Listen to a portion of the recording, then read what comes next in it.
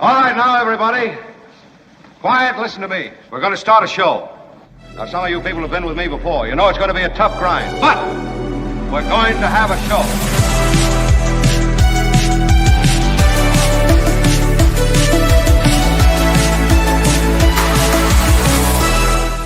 Thank you all, Friday audience. My Friday recorded audience is my favorite recorded audience. Yeah, I feel good. There's a bounce in all of our steps. We will get to it all today. Kim is here. Kim, how are you? And so is Albert. Albert, thank you. And we are at full strength, and so are you. And with us all together, we will get some stuff done today. The government does look poised to shut down. I don't see a way in which they can avoid it at this point. But we'll get into the machinations of how we got here and also touch on a couple of things that we touched on, I think, over the last couple of days, one of which is there's some sleight of hand here on the part of Donald Trump when it comes to raising the debt ceiling that he's not using any sleight of hand to talk about. In other words, as usual with Trump, he's right up front about what he's going to do. But on the other hand, I'd watch carefully what is actually happening, because sometimes that's at odds with what he says he's going to do. But in this case, he wants that debt ceiling, and we'll talk about that. He wants it raised, of course, for the primary reason of getting the tax cuts through, which will happen early in his term, which is coming up, as you know, beginning in late January. So he'd like to see the debt limit, we'll discuss all of this stuff. He'd like to see it raised. I also have news of Elon Musk, who is our new daddy in America, and it is great to have a rich daddy. I've always wanted a rich dad, and I finally have one. He's a super rich guy, richest guy in the world. And he is running our country now. He pulls Donald Trump's string, and Donald says what he is told to say. Don't talk to me that way. So the reality is that Trump and Musk, they alternate, but it looks as though Musk has an oversized place at the table. So good to finally see some jillionaires influencing public policy in America. Too long, the people of America, the humble working people of America, they've had too much of a hand in their future. It's about time that the rich, the plutocrats, the oligarchs, that they really take control of this country and put it back on track, I say. Yeah, that's exactly right.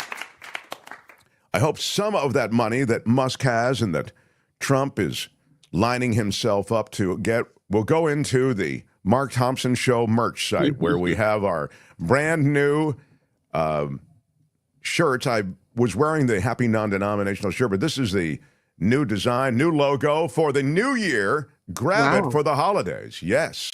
The getmarkmerch.com is our website. There are discounts through the holidays. You can pick up this shirt that I'm wearing in all of those colors. That's a kind of a heather gray, and there's sort of a teal, would you call that maybe?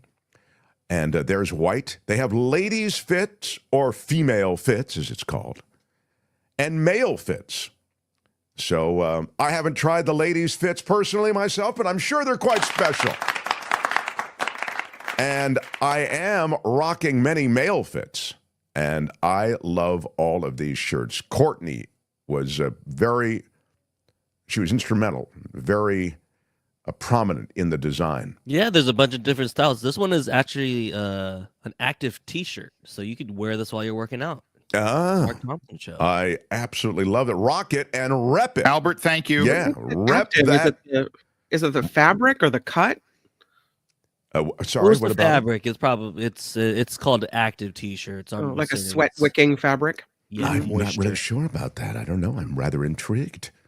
But let us know when you purchase one. Yeah, let us know. The other thing that we have, and I've really got them in a big way. I had a whole bunch delivered to the house. I have to buy the stuff off the merch site the way everybody else does. But the logos on the mugs, and then, of course, the mugs all have different phrases from the show. So the latest ones, There's never been anything like this, which There's never been anything like this. I want to send that to Jefferson Graham because he hates that we use that drop all the time. So I'd love to. It only seems right that we would. Did you send one to Michael Shure yet? No. And the reason I didn't is because I think it's such a fun runner that he's begging for a mug and we never give him one. Nothing. I was going to send him one. Then I said, I think it's a better runner not to send you one. Happy Chinooka. So the deal is for Chinooka or for Christmas, there's also this. We could try ignoring it, sir. I kind of like that one too. That poor guy. I'm going to send him one from you with a big flowery letter. I've told him I'm not going to send it to you. I love it. I love it that you complain about not having one, that you don't have a mug. And that just feels like a cool thing. So anyway, that's our runner. It'd be better to work for Brock Purdy in this case. Well, I mean, Brock Purdy Sure can't even get a mug, and you know, come on. Yeah, well, it's tough love around here, Kim. Yeah, you know I guess that. so. I mean, you know it better than anybody. You created tough. You created tough love. Oh, I think you're the tough lover on this. Always blame me. Happy Chinooka. Yeah. All right. So. Smash the like button like a boss. We got a lot to get to. I'll try to get to as much of it as I can. And I hope you are happy wherever you are in whatever you're doing. And we will keep it rocking here. I do have a quick note for the Mark Thompson Show. For the Chinooka holidays and for Christmas. Happy Chinooka. There is a schedule that is a bit different than you might have expected. We've been pretty good about always being here all year, every day. As you know, I worked when I had COVID. I worked when I was really sick. I remember I worked the first hour. Do you remember that, Kim? And then I literally passed out. I mean, I turned the show over to Kim, and seconds later, I collapsed right here. I mean, completely passed out. So I think we work really hard to keep the show on the air, and I work really hard to always be here for you. So it's against that backdrop or with that preamble that I tell you we will be dark on Christmas, and we will also be dark. Happy Chinooka. Well, I guess it is also Hanukkah, and that's the 25th, Wednesday, and then also the 26th and 27th will be dark. So it's basically we'll be on live through Christmas Eve, and then we'll take 3 days off. And then on New Year's Day, we'll be dark as well. So that's the situation with the show. I have no idea what Chinooka is. Okay. We're taking a Chinooka break. Yeah, we're taking a little Chinooka break with Smokey Robinson. So there you have it. The Mark Thompson Show. All right, let's just quickly get into it. Let me give you one thing that's not political because we like to start the show with something that's not too intense and not too grim. This is Brock Purdy. And Commish, I ask you, I mean, isn't Brock Purdy still on a rookie deal or, you know what I mean, one of those deals where he's not making a ton of money? Because he's giving away to his offensive linemen, he's giving them brand new Toyota cars. And I'm just wondering, you know, it's these Toyota Sequoias and 5 Toyota Tundras. And the linemen were visibly excited to hop into their new rides. And they said, "My mind is blown," said one of them, Jalen Moore. "This is probably the greatest gift I've ever gotten in my life." Yeah, I think you're a little surprised that they got it because of his contract. I'm surprised because they haven't really been protecting him at all. But there's never been anything like this. Yeah. He does have an endorsement deal with Toyota, which I see. I'm sure they helped him out here. Of He got a discount? Yeah, that's what Randy says too. Purdy's got some endorsement deal and endorsement money coming in. What's he being paid as the quarterback of the Niners? A lot? No, not a lot is my he's point. on a rookie contract, which are low, and especially low if you're the very last pick of a draft. So it's not too compared to other quarterbacks. Cam, he's probably like in the single percent digits compared to the other quarterbacks. Yeah, I mean, he's really, that's why it surprised me that he had the money to buy it. I come from regular stock. Yeah, he's like Clarence Thomas. He comes from regular stock, and he's waiting for his big deal to come through. Wow. You know? Look at all those brand new cars.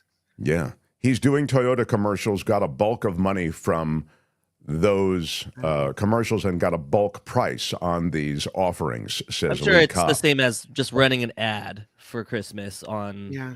TV because Everybody sees right through it. good Brandon promo. says endorsement deal. Yeah. Oh. Yeah. So, whose birthday is it? Vivian's in our chat? Happy birthday. Happy birthday, Vivian. Yeah, Vivian. Rain with a shout out to Vivian. And let's give her a shout out. Big shout out on your birthday. I'm giving her the balloons.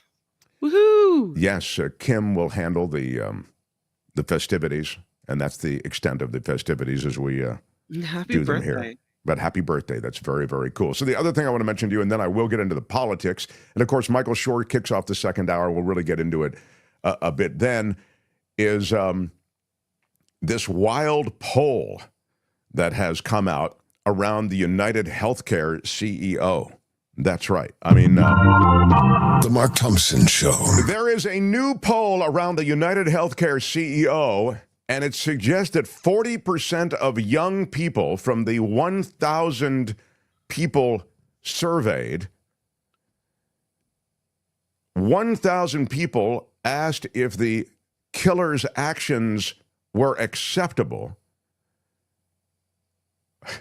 41% of them, between 18 and 29, voted that indeed the actions of the killer, Luigi, those actions were acceptable. 4 in 10 young adults, according to this new Emerson College polling national survey, feel as though what he did was acceptable. The question was, do you think the actions of the killer of the United Healthcare CEO are acceptable or unacceptable? And respondents ages 18 to 29 almost split. 41% said, yeah, acceptable. 40% said unacceptable. I mean, they know he allegedly murdered a guy, right? I think that's part of what they understand. From a political lens, more Democrats were okay with the killing, with 22% voting acceptable compared to 12% of Republicans. Men were more likely to find the actions acceptable, with 19% compared to 14% of women. It seems as though they're almost equally split. The other thing is, you can say it's a nationwide poll. I mean, it's 1,000 people, so it's not like, but they also, it was a flash poll. I mean, they tried to do this right after CEO Brian Thompson lost his life on that Manhattan street. So that's the situation. They're only instructive in terms of public sentiment, I think. But The Mark Thompson Show. And the final thing I will share with you is something that I learned just this morning. It is something called coffee badging. Do you know what coffee badging is, anyone? It's a new workplace trend. Oh, and yeah. before I get heavily into the politics of things, this is something that may be happening at your workplace or at an organization with which you are connected on some level.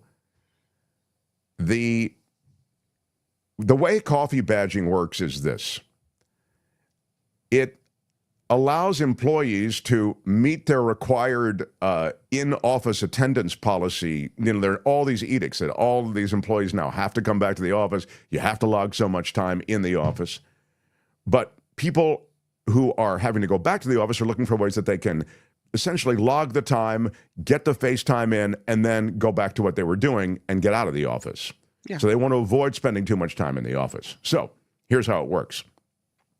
On a given day, an employee goes into the office, grabs a coffee, and socializes with fellow employees, and then quietly slips out and finishes their shift at home. What? Yeah.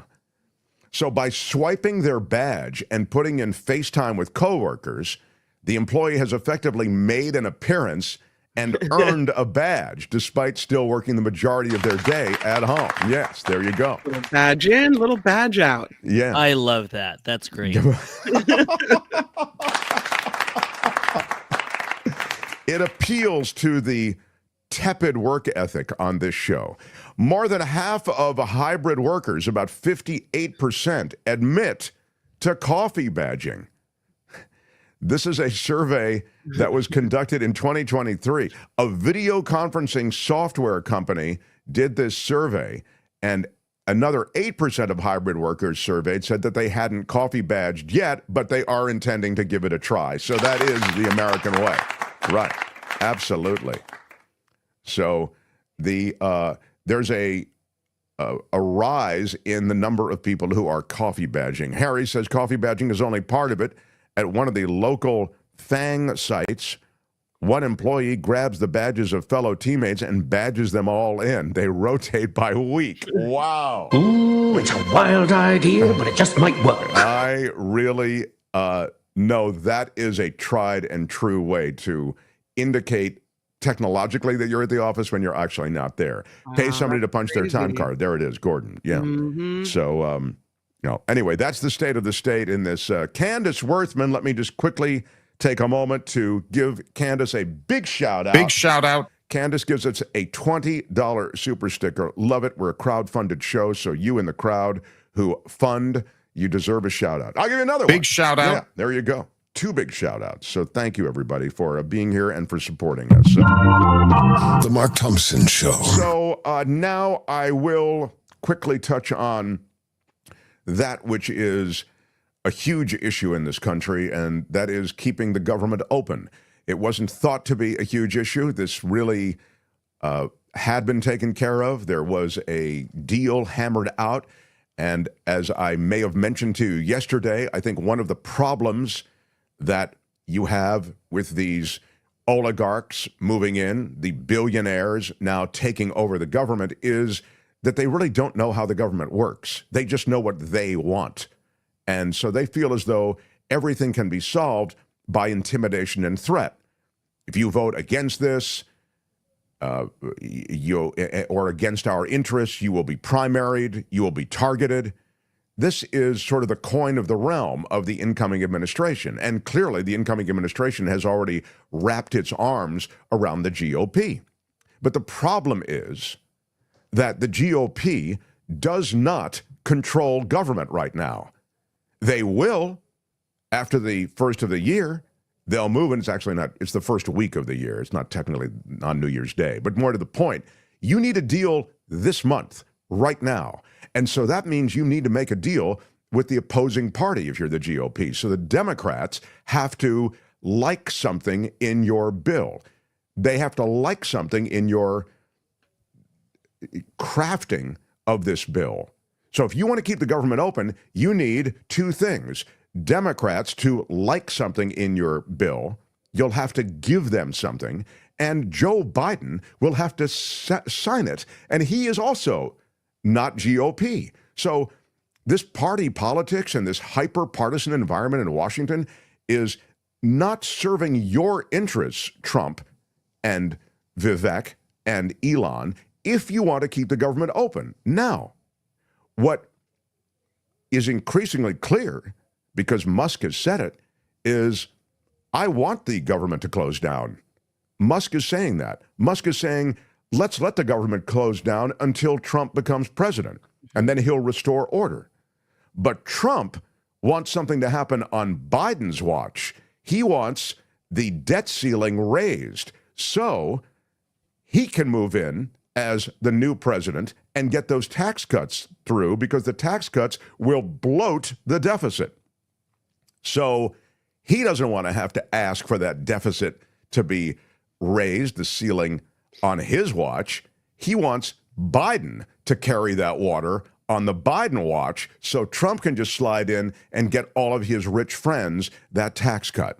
That's the basic caper. So he needs a piece of legislation to pass Congress, but he'll have to have buy-in if he wants passage from the opposing party. And even his own party is voting against it. So there's a real likelihood that the government will close down. Albert, you have a wrap piece on this, yeah? Here you go. This is the state of the state this morning. Overnight, President-elect Donald Trump doubled down, saying there will be no deal unless Congress extends or eliminates the debt ceiling. This after an 11th hour deal backed by Trump failed badly on the House floor. as a whopping 38 Republicans defied him and voted against it. The bill is not passed. That Republican deal would have temporarily funded the government through March and provided $110 billion in disaster aid. It also meant a last-minute Trump demand, raising the limit on how much the government can borrow for 2 years. But more than 3 dozen Republicans refused to go along with it. Because you never have any ounce of self-respect to go out and campaign saying you're going to balance the budget, and then you come in here and pass $110 billion unpaid for. Before that happened, Congress had been poised By the to way, vote stop on for a second, Albert. deal That's with Chip Roy. So Chip Roy is he's a Tea Partier. He's a deficit hawk. So, I mean, that's in the Republican Party, a reflection of the kind of fractious exchanges that they're having increasingly, the kind of disagreement, family squabbles that will inform, I think, the hours of the day that lead up to government shutdown. But Chip Roy is not a guy who is really, you would consider, if you're a lib or a Democrat or a moderate, you wouldn't consider Chip Roy necessarily an ally. In this case, he's a hardline deficit, as I say, he's a Tea Partier. So he's a deficit hawk, and that's why he is so vocal on this issue. Go ahead, Albert. Bipartisan support. That is until Elon Musk, the world's richest man and increasingly one of Trump's closest advisors, started attacking it earlier this week, arguing it was filled with wasteful spending. Then Trump weighed in with an entirely different demand: to raise or eliminate entirely the so-called debt ceiling that limits how much money the federal government can borrow. Lifting that debt ceiling would make it possible for Trump to borrow and spend more when he becomes president. As President-elect Trump told me, if we don't get that, then we're going to have a shutdown. We will regroup and we will come up with another solution, so stay tuned. The looming shutdown comes as an estimated 40 million Americans are expected to fly this holiday season.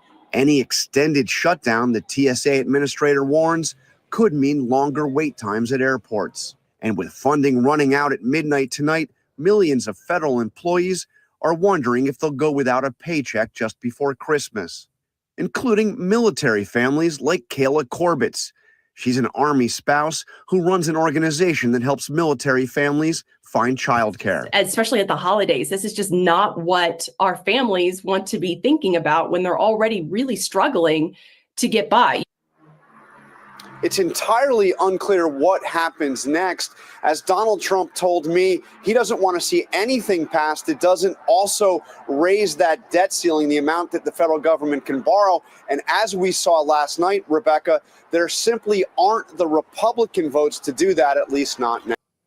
Yeah, so the important thing for Trump is that that debt ceiling gets raised, as I was telling you.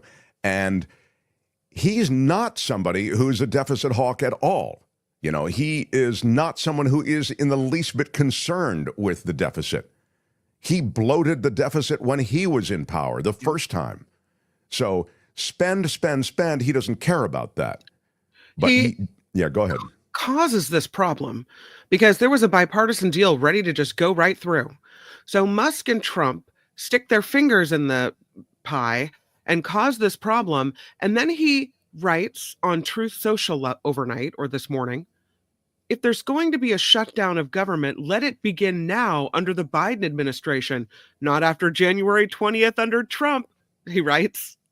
He said, this is a Biden problem to solve, but if Republicans can help solve it, they will. It's a Biden problem to solve because he, Trump, caused it.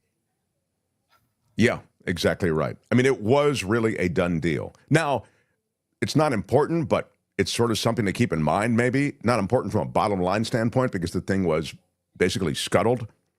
But the initial effort to scuttle it was Musk.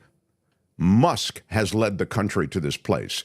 Trump jumped on board several hours later, once Musk had been on X and had been out there essentially saying, no way, no deal.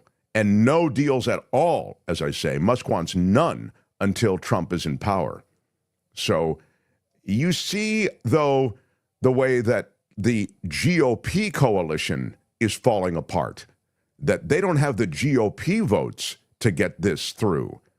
So the old saying, Democrats fall in love, Republicans fall in line. Most of them have fallen in line, but enough of them have not fallen in line to require Democratic buy-in on some kind of passage if you want to keep the government open.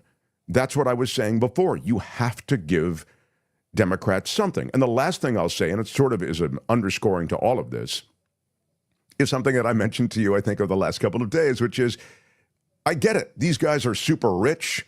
They're not used to being told no. They are insanely powerful. When I say they, I'm talking about Musk, Vivek, Trump. They want to do what they want. They are bulls in the china shop. But welcome to Washington. This is the way you pass bills. You put things in these bills to get legislators to approve them, to vote yes on them. And if you don't do that, you will see the sort of thing that we're seeing now, where your coalition falls apart and you have no buy-in from the opposing party because you've given them nothing. You think the Democrats want to raise the debt limit for Donald Trump? So the stink of raising the debt limit could be something then that he avoids, but that ends up on Joe Biden? It's ridiculous. What is that, Albert? Or Kim? What are we seeing? No, it looks like they're dancing in the Capitol. I'm not sure. Oh, okay. Doesn't it look like a? They're gonna break yeah, out. That's what it in looked like. song? I just didn't. Yeah. I didn't know what it was. Okay. I was just chilling. What? I'm watching the live, like CNN has those live updates of the shutdown. I'm just sharing this photo. Play me a little bit from Hakeem Jeffries, will you please, Albert, the Democratic leader, Hakeem Jeffries, who have been ordered to shut down the government and hurt everyday Americans all across this country. House Republicans have been ordered, he was saying. Yeah, okay. There is real effect, real ripple effect from doing this, of course. And it was detailed, I thought, pretty well in that piece. But if you're traveling, and there's, of course, record travel, apparently, this holiday season, and during this period specifically, it will be affected. TSA will still work. They won't get checks, and they've cut back on that force. The essential working force of TSA will be cut back very modestly, but they will be there at the airport. Same is true at the border. Same is true at customs and passport, because if you're traveling internationally, you'll need to know that. But it's this is a big deal. And the fight over this, it's suggested, also reflects the information ecosystem that we're in, that Elon Musk had led the charge against the passage of this of this entire legislation, primarily because he wants to see the government shut down, but he led it, and this is the point. I was just looking for the piece. It's from Axios. He led it on X, on his social media platform. He used a digital revolt, they say, to kill a spending bill and open the door to a government shutdown. That revolt was powered by some false information. And you saw this, and I think we commented on it. But Donald Trump said yesterday on Twitter, or X, we aren't just the media here now. We are also the government. That was Don Jr. who wrote that. Yeah. That's crazy. That's really a chilling statement. Mm-hmm. We aren't just the media here now. We are also the government. That was Don Jr. MAGA Online, with their army of followers, can assess, quote, information rapidly and pressure our representatives to act in a manner that actually represents what they want. That's what Don Jr. said. They can't hide and do the bidding of swamp oligarchs anymore. It's so funny that they talk about the swamp oligarchs when they are a parade of the swampiest oligarchs who ever inhabited Washington. These are the robber barons of the new era, of this new gilded age, the Musks of the world, the Ramaswamis of the world. Look at the cabinet of Donald Trump. It is replete with examples of gillionaire oligarchs who have now ascended to power openly. We just handed them the keys to the liquor cabinet and said, drink it all. Exactly. Exactly. But the interesting thing is the lies that are being perpetuated to suggest somehow that the legislation that was, as you say, was worked out and hammered out over weeks was somehow flawed. So, for example, Musk said that this legislation included this congressional pay raise, which it did include, but he said it was way, way higher than it was. But that's not the big thing. He talked about the fact that the bill that was just scuttled included $3 billion for a new NFL stadium in D.C. He said that the feds were going to have to pay $3 billion for a new stadium in Washington, D.C. But that's not what the bill, there's not a dollar of federal money in for a new stadium, okay?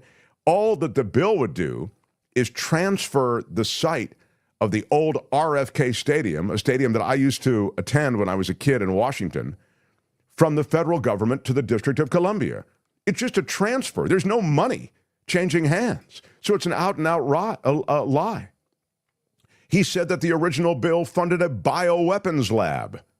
It didn't. Musk said that the bill contains $60 billion for Ukraine. It didn't.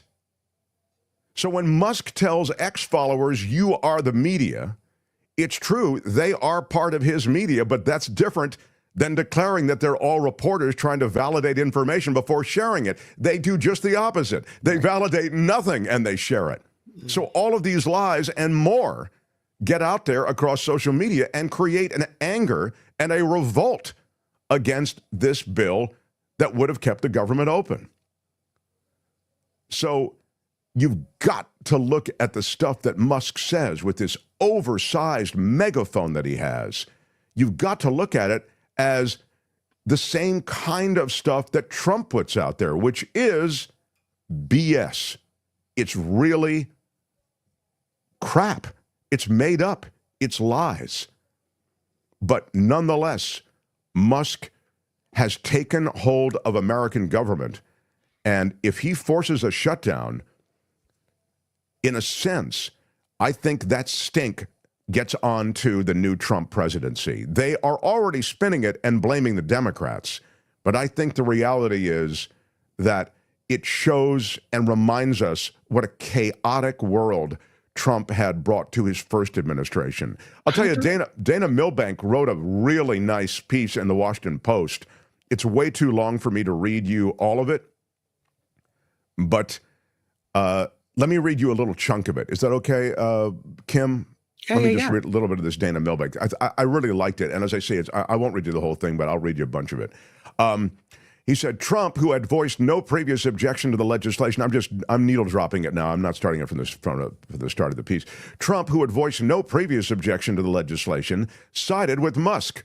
Congressional Republicans folded, and then over the next 24 hours, rewrote the bill to satisfy Trump and Musk and their multi-billionaire masters. They kept most of the spending in the bill, but at Trump's insistence, they added a provision to raise the debt ceiling by about $5 trillion, enough for Trump to push through another massive tax cut for corporations and the wealthiest Americans. They removed funds for nutritional assistance and community hospitals. They excised a provision that would have kept down drug prices. Incredibly, they even struck a provision that would have limited American businesses investing in China. Musk and those like him stood to save untold billions in taxes while securing green lights to move jobs to China. That's a sizable return on the $277 million that Musk spent on Trump's campaign. Let us at least give Trump credit for transparency. For decades, corporations and billionaires shaped Republican policies from the back rooms of the Capitol. Now, they control the Republican Party right out in the open for all to see. It's a naked power grab. So if the government shuts down after midnight tonight, 1.3 million active duty troops will go without pay, as will hundreds of thousands of civilian workers. National parks will close. Air traffic and airports will be snarled over the holidays. Food safety inspection will be curtailed. Tax refunds and operations at Social Security offices will be delayed. and millions of poor and working class people will lose access to other government services.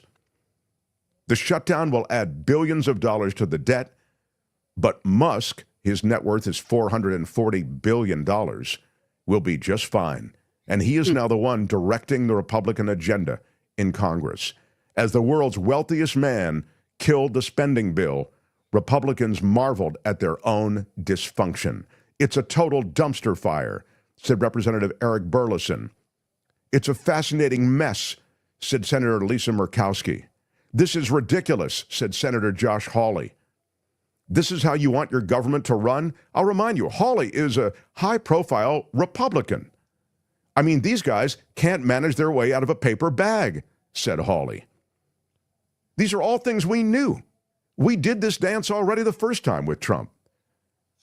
Anna Paulina Luna from Florida, the congressperson there, was so baffled by these happenings that she walked over to the speaker's office to ask what was going on. Quote, I'm actually over here because no one's returning my phone calls. I was trying to figure out what's going on here. She left without an answer. Even before this Musk-led meltdown, Representative Victoria Spartz from Indiana declared she would no longer participate in the caucus until I see Republican leadership in Congress is governing. I do not need to be involved in circuses, she said. Wow. So that's kind of a state of the state from Milbank, who is in Washington. But the short-term 3-month spending bill, he goes on, had been negotiated at Republicans' request so that Trump would have the chance to reset spending for the rest of fiscal year 2025. Johnson didn't have enough GOP votes to pass that bill or any spending bill, so he had to negotiate a bipartisan package with Democrats. And as of early this week, that bill was on its way to passage, and we know what happened. Yeah. So it's crazy to see the reaction within the Republican Party to everything that's going on. I'm so naive. I thought we had another month until the circus began. And now here it is, landed right in our lap. It is. Merry Christmas, everybody. It's a remarkable thing to see the GOP completely in the control of Trump for one, but Musk for another. I mean, nobody elected Musk. Now, I think Musk has this kind of shimmer on him because we like super rich people and people with a lot of money in this country. You know, we marvel at his ability to build these businesses, Tesla, SpaceX, Twitter, even though Twitter's all upside down. We just see him as a powerful guy and a power broker, and he is. And the same is true with Trump. The mythology around his success in business really helped create his brand. But these guys don't know what they're doing. I mean, they can't find their butt with both hands. And yet they know what they want. This is a power grab and a money grab. Prepare to see a lot of this. In this case, they need Congress, but there is a whole stream of executive actions that Trump will be taking once he's president, and there will be a looting of the Treasury. There will be these no-bid contracts handed out to all of these wealthy donors, friends of Trump. That's what happened the first time. That's what happened during the first Trump administration. Those no-bid contracts were handed out on the wall, for example, to businesses that had no experience building a wall. So with less than 24 hours to go until a shutdown, the House Republican majority, Milbank writes, now a wholly owned subsidiary of Elon Musk, couldn't come up with the votes to keep the government open. There is no plan, says Congressperson Ralph Norman from South Carolina.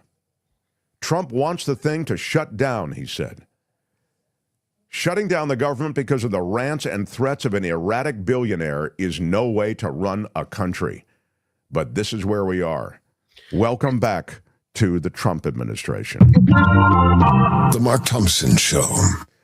Is there some law that the Congress people don't get paid if there's a shutdown? Like they have to suffer as well? No, there's actually just the opposite law. That was talked about during the first shutdown. Can anybody remember when the last government shutdown occurred? It was during the first Trump administration. That's right. Nice. And you'll remember that at the time it was discussed that Congress still gets paid during this period. So in other words, and I understand they have a lot of various revenue sources and revenue streams, but their federal paycheck was still going to be delivered to them. At the time it was discussed, well, we should change that. If they're going to shut down the government, they shouldn't get their checks either. Right. Well, it wasn't changed. And so when the government shuts down, Congress will still be paid, and all of these people who are basically voting on whether or not the government continues to stay open will continue to be compensated. I think the one wrinkle on this, not that it matters at all, is that the president doesn't get paid. So that's but it doesn't matter, but still, I think, as I recall, that's one detail.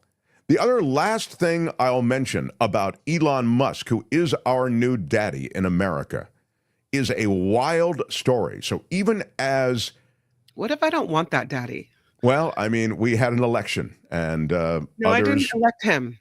I did not elect Elon Musk. No. I didn't elect Trump either, but whatever. I didn't... Yeah. Musk was not on the ballot.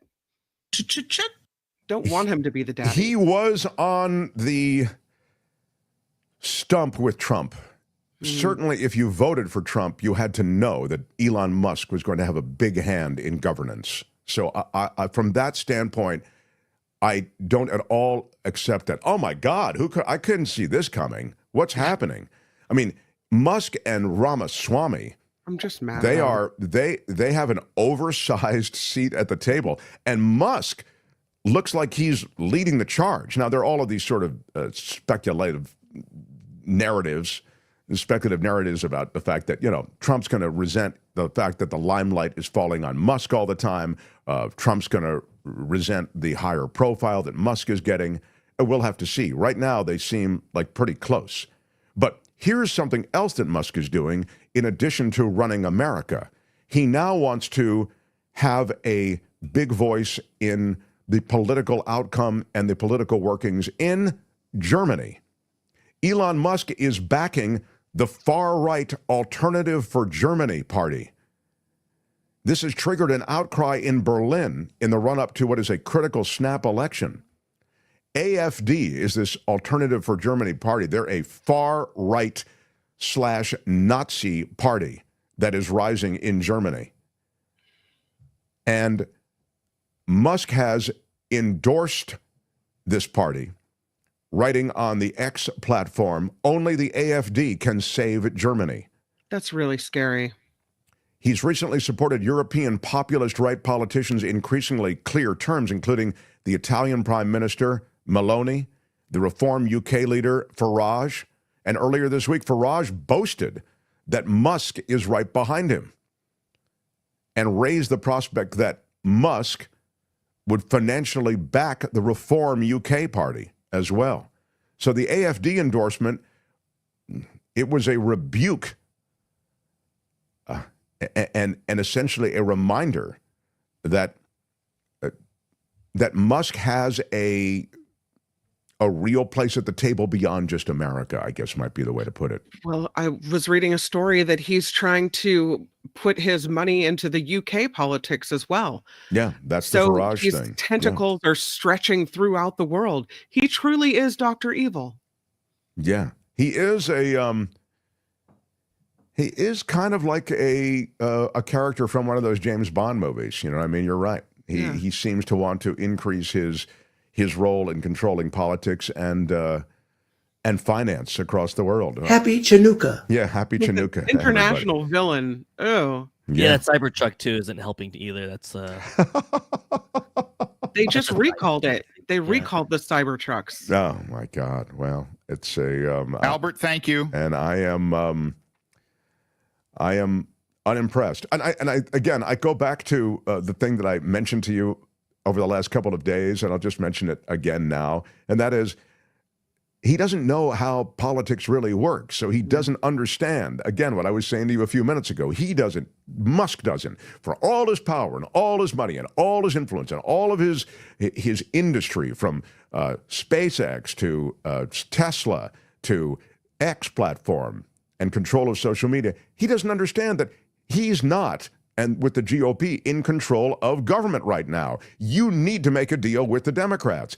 Joe Biden is a Democrat. He has to sign the legislation. There are Democrats who are in control of the Senate. They have to have something. You see in Musk the total naivete and utter idiocy with which he pursues this stuff. It's a reckless way to go, but because he's so wealthy, he gets away with it. I think it is strap in. It's going to be a wild 4 years. That is for sure. And I do think we're on track. I mean, now you'll watch it for us, but it seems as though we're on track to see the government shut down at midnight tonight. Yep. So there you have it. That's The Mark Thompson Show. I'll talk to Michael Shure about that, who is coming up in just a couple of minutes. Albert, what have you done for us with Florida? On Fridays, we take a quick second and we focus on the funky news out of the, shall we say, the offbeat state of Florida. We love Florida. We love Floridians. But there does seem to be kind of unusual stuff that happens there, and we showcase it briefly in between all of our other talk. How do you feel about what you've curated today, sir? I love it. There's some things that we've never seen before on this Florida, so I'm very excited. Wow. I've never seen anything like it. All right, let's do it then without any further delay. How about it for Friday Fabulous Florida? It's time for Friday Fabulous Florida. There is a gigantic alligator in my kitchen. A look at the weirdest stories from our weirdest state. Start the weirdness with an iguana invasion that has shut down a high school pool indefinitely. Oh, no. That's right. The problem is here to stay, say officials. So this swimming pool at a Florida high school has been shut down indefinitely. I mean, you talk about the government shutting down in America, and now they're shutting down this high school pool in Florida because of iguanas? Apparently the health and the Department of Health and the school district of Palm Beach are closing the pool for safety reasons. When you visit the pool, you see dozens of iguanas of different sizes sunbathing on the bleachers and the deck. And the bleachers and deck are covered in the reptile's excrement. What? Yeah. Can't they just have a lizard guy come out and put them all in a bag and take them away to some other area? Where are those lizard guys? Right. Come By the on. way, excrement is a ding word. Yes, there are also feces along the edges of the pool near the bleachers. Feces is a ding word too. And it is it's not a pretty sight. We're showing it to you now. So the good news is, if you care about the iguanas and the fact that they need places to be comfortable, well, they've never been better off than they are now by that pool. That's right. They've taken over. They've got rid of the human population. They're crapping wherever they want to. And Look at them all. yeah, good for them, I see. Good for them. Yeah. No. Just relocate the iguanas. Now, you know what? I say relocate the school. Relocate those kids. It's time that the iguanas have a place to hang out unfettered, not have to worry about the human population. No. Meantime, a machete-wielding Florida man is arrested. Here we go. Running from a road rage incident. Exactly. This is right up the sweet spot of Florida. He's been arrested after deputies say that he threatened a woman with a machete as a road rage incident escalated. You're always only a couple of heartbeats away in Florida from a machete getting whipped out. He's a scary-looking dude. Yes, this is Mark Zmweski, who is Philip Mark Zmweski, who was arrested, and we look at his booking photo, and we must rate it on the Mark Thompson Show booking photo meter. He is spooky looking. What do you give him, Kim? He's got crazy eyes. Yeah. He's That's got true. crazy eyes. He looks all methed out. No, I mean, just as you know, as a success of matching a casting photo, I'll say I'm going to say 8.5. Wow. Yeah. So after all of that, you had the kind of run up to it, like you were going to smear him, but then you gave him an 8.5. Well, just because, he looks the part. He's no Luigi, says Amy. That's right. It's the truth. So He does here's what look like happened. he has a machete in his vehicle. Yeah, you're right. If in the lineup, he definitely would be most likely to have a machete in his pocket or wherever you keep a machete. Deputies say that he got out of his vehicle at the intersection that kind of culminated this entire road rage incident. And he got out while swinging a machete, and he approached his victim, who feared for her life, understandably. Right. And he ran away before deputies arrived, but they found him based on the description given by the victim and the evidence found at the scene. How would you describe that guy? Squirrely-looking, greasy-haired, wild-eyed white guy. And he's carrying a big machete. He was arrested, aggravated assault with a deadly weapon, and now he is in custody. Meantime, a Florida woman is busted for speeding in a school zone, but that's not all. She bites the deputy after he finds drugs in her car. The woman was not spreading joy this holiday season. She battered a deputy, Kim, and tried to bite him. Wild idea, but it just might work. I would fall in love with her if I didn't know her history. Look at her. I think she's beautiful, and she looks like she has a hint of a smile, which I kind of like. I don't know. Yeah, she's not sorry. Yeah, you do not know what you are talking about. It's possible I don't know what I'm talking about. I'm just telling you. Yeah. I'm just saying my heart wants what it wants, and it wants Laura Alexandra. She's a biter. Don't go close.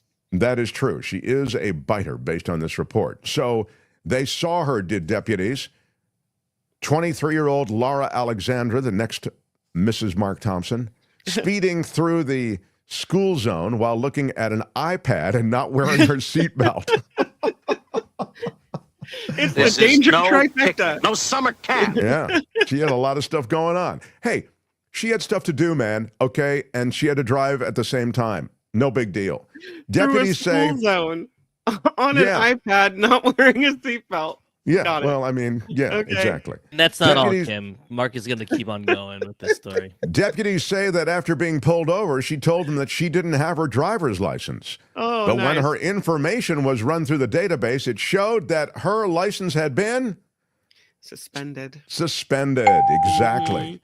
So when deputies searched her vehicle, they said they found marijuana and Where a are my weed smokers at? grinder in her purse. Well, is that so bad to have a grinder in your purse? God, what are where are you purses supposed for if you can't carry around your drug paraphernalia? Where are you supposed to put it? In your purse. One deputy was taking her into custody, and she became combative, Kim, that beautiful Laura Alexandra.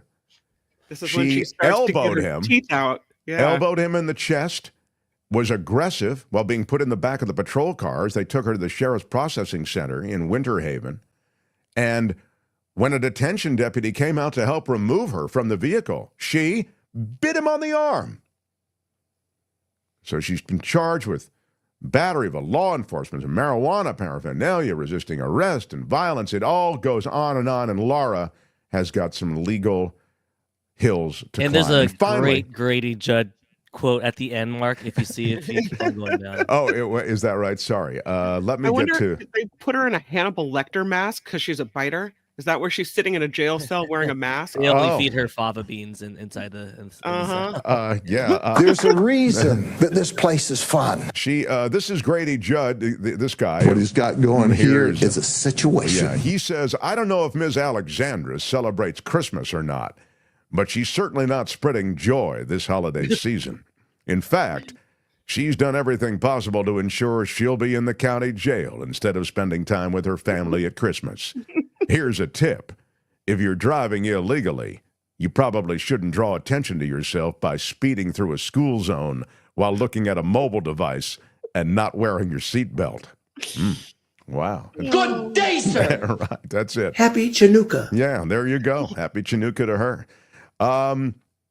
Albert, it is with interest that I ask you what's ahead in the poll. We have to vote on a favorite. Oh, we have one more story we can sneak in here. Michael Shure still isn't here. Okay, good. So I will sneak one more story in, which is the blind dog. Yeah, the blind dog and we have video of this, finds a blind python in the Florida Everglades. Oh, like a match made in heaven. Yeah. This is Helen. Helen is a dog that is blind and apparently can still hunt for pythons, and that's what the Mike Kimmel, who is Helen's owner, guardian, whatever you want to call, is saying about Helen, that Helen is still a good hunter. And Helen, indeed, found this python. It appears that the python is also blind. Is that right, Albert? Yeah, I think later on he was saying that usually they go through skin shedding, and the skin above it, over its eyes, never shed. So it was in fact a blind python. There it is. Wow.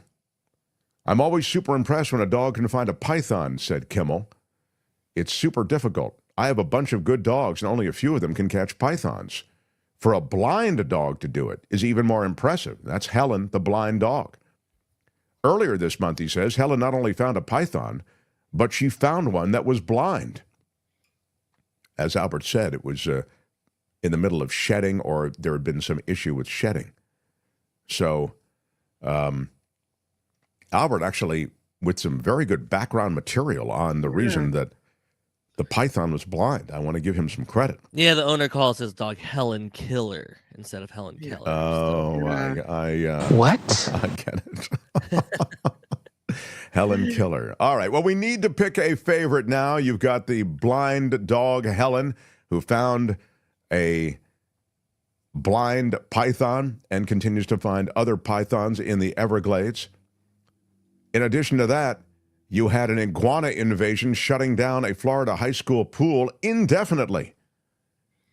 The machete-wielding Florida man arrested after running from the road rage incident, and then the Florida woman busted for speeding in the school zone, and then she bites the deputy after the drugs were found in her car. We don't want to pick a favorite, but it is in the bylaws of the show that we have to pick a favorite. I ask you for your favorite.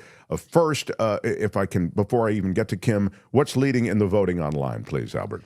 It's in between. It's going back and forth between Iguana Invasion and Helen Killer. And now Taking a Bite Out of Crime is what I named. Taking a Bite Out of Crime is the, Albert, thank you. The biting lady. All right. What do you pick as your favorite, please, Kim? I love a good animal story. And while I really do like Helen Killer and the Iguana team, I think I have to go with Laura. Yeah, Laura the Biter. She's really taking the cake today, and I think we had the most fun with that story. No. All right. Kim likes Laura the Biter. Yeah. How about you, Albert? What was your favorite? I mean, a blind dog finding a blind python is very, what are the chances and what are the odds? So I got to go with that one. Yeah, it's you're right. You're defying a lot of odds with that one. For me, the machete-wielding Florida man always leads the pack. This is a really good bunch of Florida stories. Congratulations, Albert. I will say I'm going, though, with the dark horse in all of this. The iguana invasion, everybody. It's very Florida. The iguanas have now swollen, the population has, to the point that all the humans can no longer use the pool, and that is the way it should be. Thank you. That is Friday Fabulous Florida for today. This has been Friday Fabulous Florida. There is a gigantic alligator in my kitchen. Y'all come back now, here. Yeah. Well, The Mark Thompson Show. thank you for being here, everybody. Thanks for supporting the show. RJ Dunn. Wow, how about a $20 super chat and 12 days off? Happy non-denominational holiday to all. Yeah, right on, RJ. Thank you for the $20. Big shout out for the nice sentiments. It is a great non-denominational period. Whatever your thing is, whatever you're celebrating, Christmas or Happy Chanukah. Or Chanukah. I have no idea what Chanukah is. Yeah, okay. Well, but it is a time, hopefully, of peace, and you can enjoy your time either with family or at times maybe without family. Sometimes nobody around is pretty great also. So anything else to do before I get to Michael Shure? Judy Lyons, thank you for a $20 super chat also. It is her birthday also. 56 years old. Big shout out. What a great age, 56. You've got the wisdom of years, but you still have your body's still flexible, pliable, able to do stuff. Yeah. Happy birthday, Judy. Yeah, pretty cool, Judy. Judie. I like that. Very cool. Thank you, Judy. Yeah, and thank you for the shout, and thank you for the contribution and support. All right. Happy Festivus, says Michael. Indeed. Happy Festivus to everyone. All right. Shure is here, so without any further delay. The Mark Thompson Show. This guy has forgotten more about politics than most of us will ever know. He's Michael Shure, everyone. Hey there. Well, it is great to see you. Thank you again for sitting in the host chair while I was away. I've gotten so many emails and so many comments praising you. Well, honestly, that is nice. Your audience is terrific. And by the way, last night I was at the market buying peanut butter and bananas, unrelated to one another. I was not making an Elvis sandwich. Just needed some peanut butter, needed some bananas. All right. A man walks up to me and says, "You Michael Shure?" And invariably, it's someone who knows me from, the Young Turks, and it happens with some more frequency than I would have expected. And last night he said, the man's name was Tony, because I asked him after what his name was, and he said, I saw you hosting the Mark Thompson Show last week. I love what you do on Fridays. I love the show. Fantastic. Wow, that's pretty terrific. Yeah, that is pretty terrific. Yeah. Well, I do love what you do, but I'm always encouraged that maybe the word is getting out. Apparently, it is. Yeah. Well, that's what I was so excited about. It's like, this is great. This is great. Yeah. Mindy says, we enjoyed you, Michael. Thanks for stepping in for Mark. Great job. Yeah, Thank you so much. Really are. And hi to Tony if he's watching today, because he's. Oh yeah, Tony. That's right. Yeah. There you go. I like banana sandwiches, says Tammy. All right, maybe try that.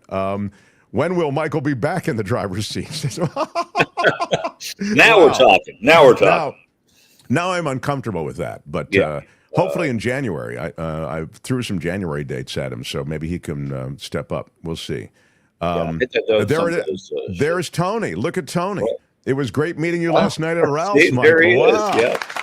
That was very nice. Well, very cool, Tony. Thank you for the super chat. Yeah, that is a very cool story. Well, you certainly have your work cut out for you with this political configuration. We still have a dominant political party, the Democrats. That is to say, they have the executive office, they have the Senate still. They are, however, being handled in a pretty brusque fashion by the incoming dominant political party, the GOP. Right. I say that because it seems as though all the attention is on what Elon Musk and Donald Trump want in any legislation that comes through Congress, and even to the point, and Musk has made this point explicitly, he wants no legislation passed until Trump actually takes power. Can you speak to sort of the state of the state and what the likelihood is, in your judgment, of the government shutting down, and for how long? I don't think they're going to shut down. I think they're going to do something to avert it, where they keep parts of it going, and they include a farm aid type of thing. But they're going to have to make spending cuts, and the Republicans know they need Democrats on board, and it's going to be tough to get them. Apparently, Hakeem Jeffries, who's the minority leader in the House, spoke with Speaker Mike Johnson today.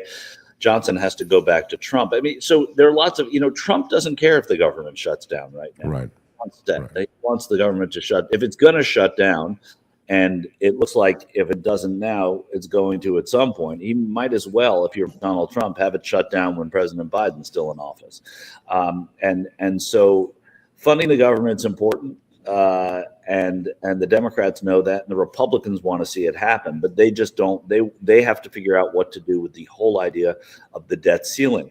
But these are the types of things that Congress does is they get a little bit done, then they kick the rest down the road. So we're at last year's down the road right now is where we are. And so new things are going to be kicked down the road. And my guess is that they're going to find a way to fund the government.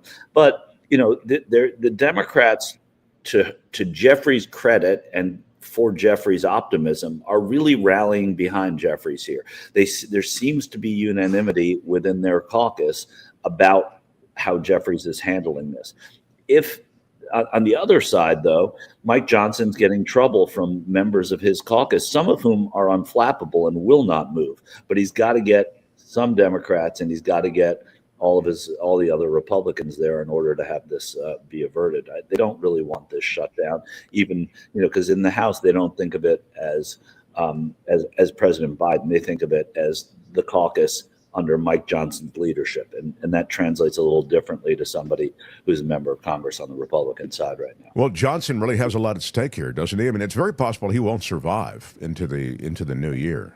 Yeah, I mean, we've seen that happen before. I don't think he's as divisive as Kevin McCarthy is, and I think that he has a better relationship with the people that stand. I mean, I know he has a better relationship with the type of people that stand in the way than Kevin McCarthy did. That said, their majority is a lot slimmer now, and especially when they come in to vote on the new speaker, they're going to have some people who are going to be leaving the Congress to go into the Trump administration, not to mention Matt Gaetz' seat will be empty unless he, you know, this is an interesting thing too. He could be sworn in when they swear in the new Congress, and he could be part of the vote against Speaker Johnson if he wants, especially since they've got this ethics report that's going to be released. He may really be ticked off at Congress. He was elected. He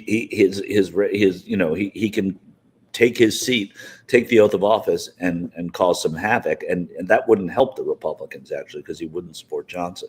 So there's going to be a little bit of soap opera. I don't think it's going to have the same effect that it did when McCarthy was speaker, but there's going to be something.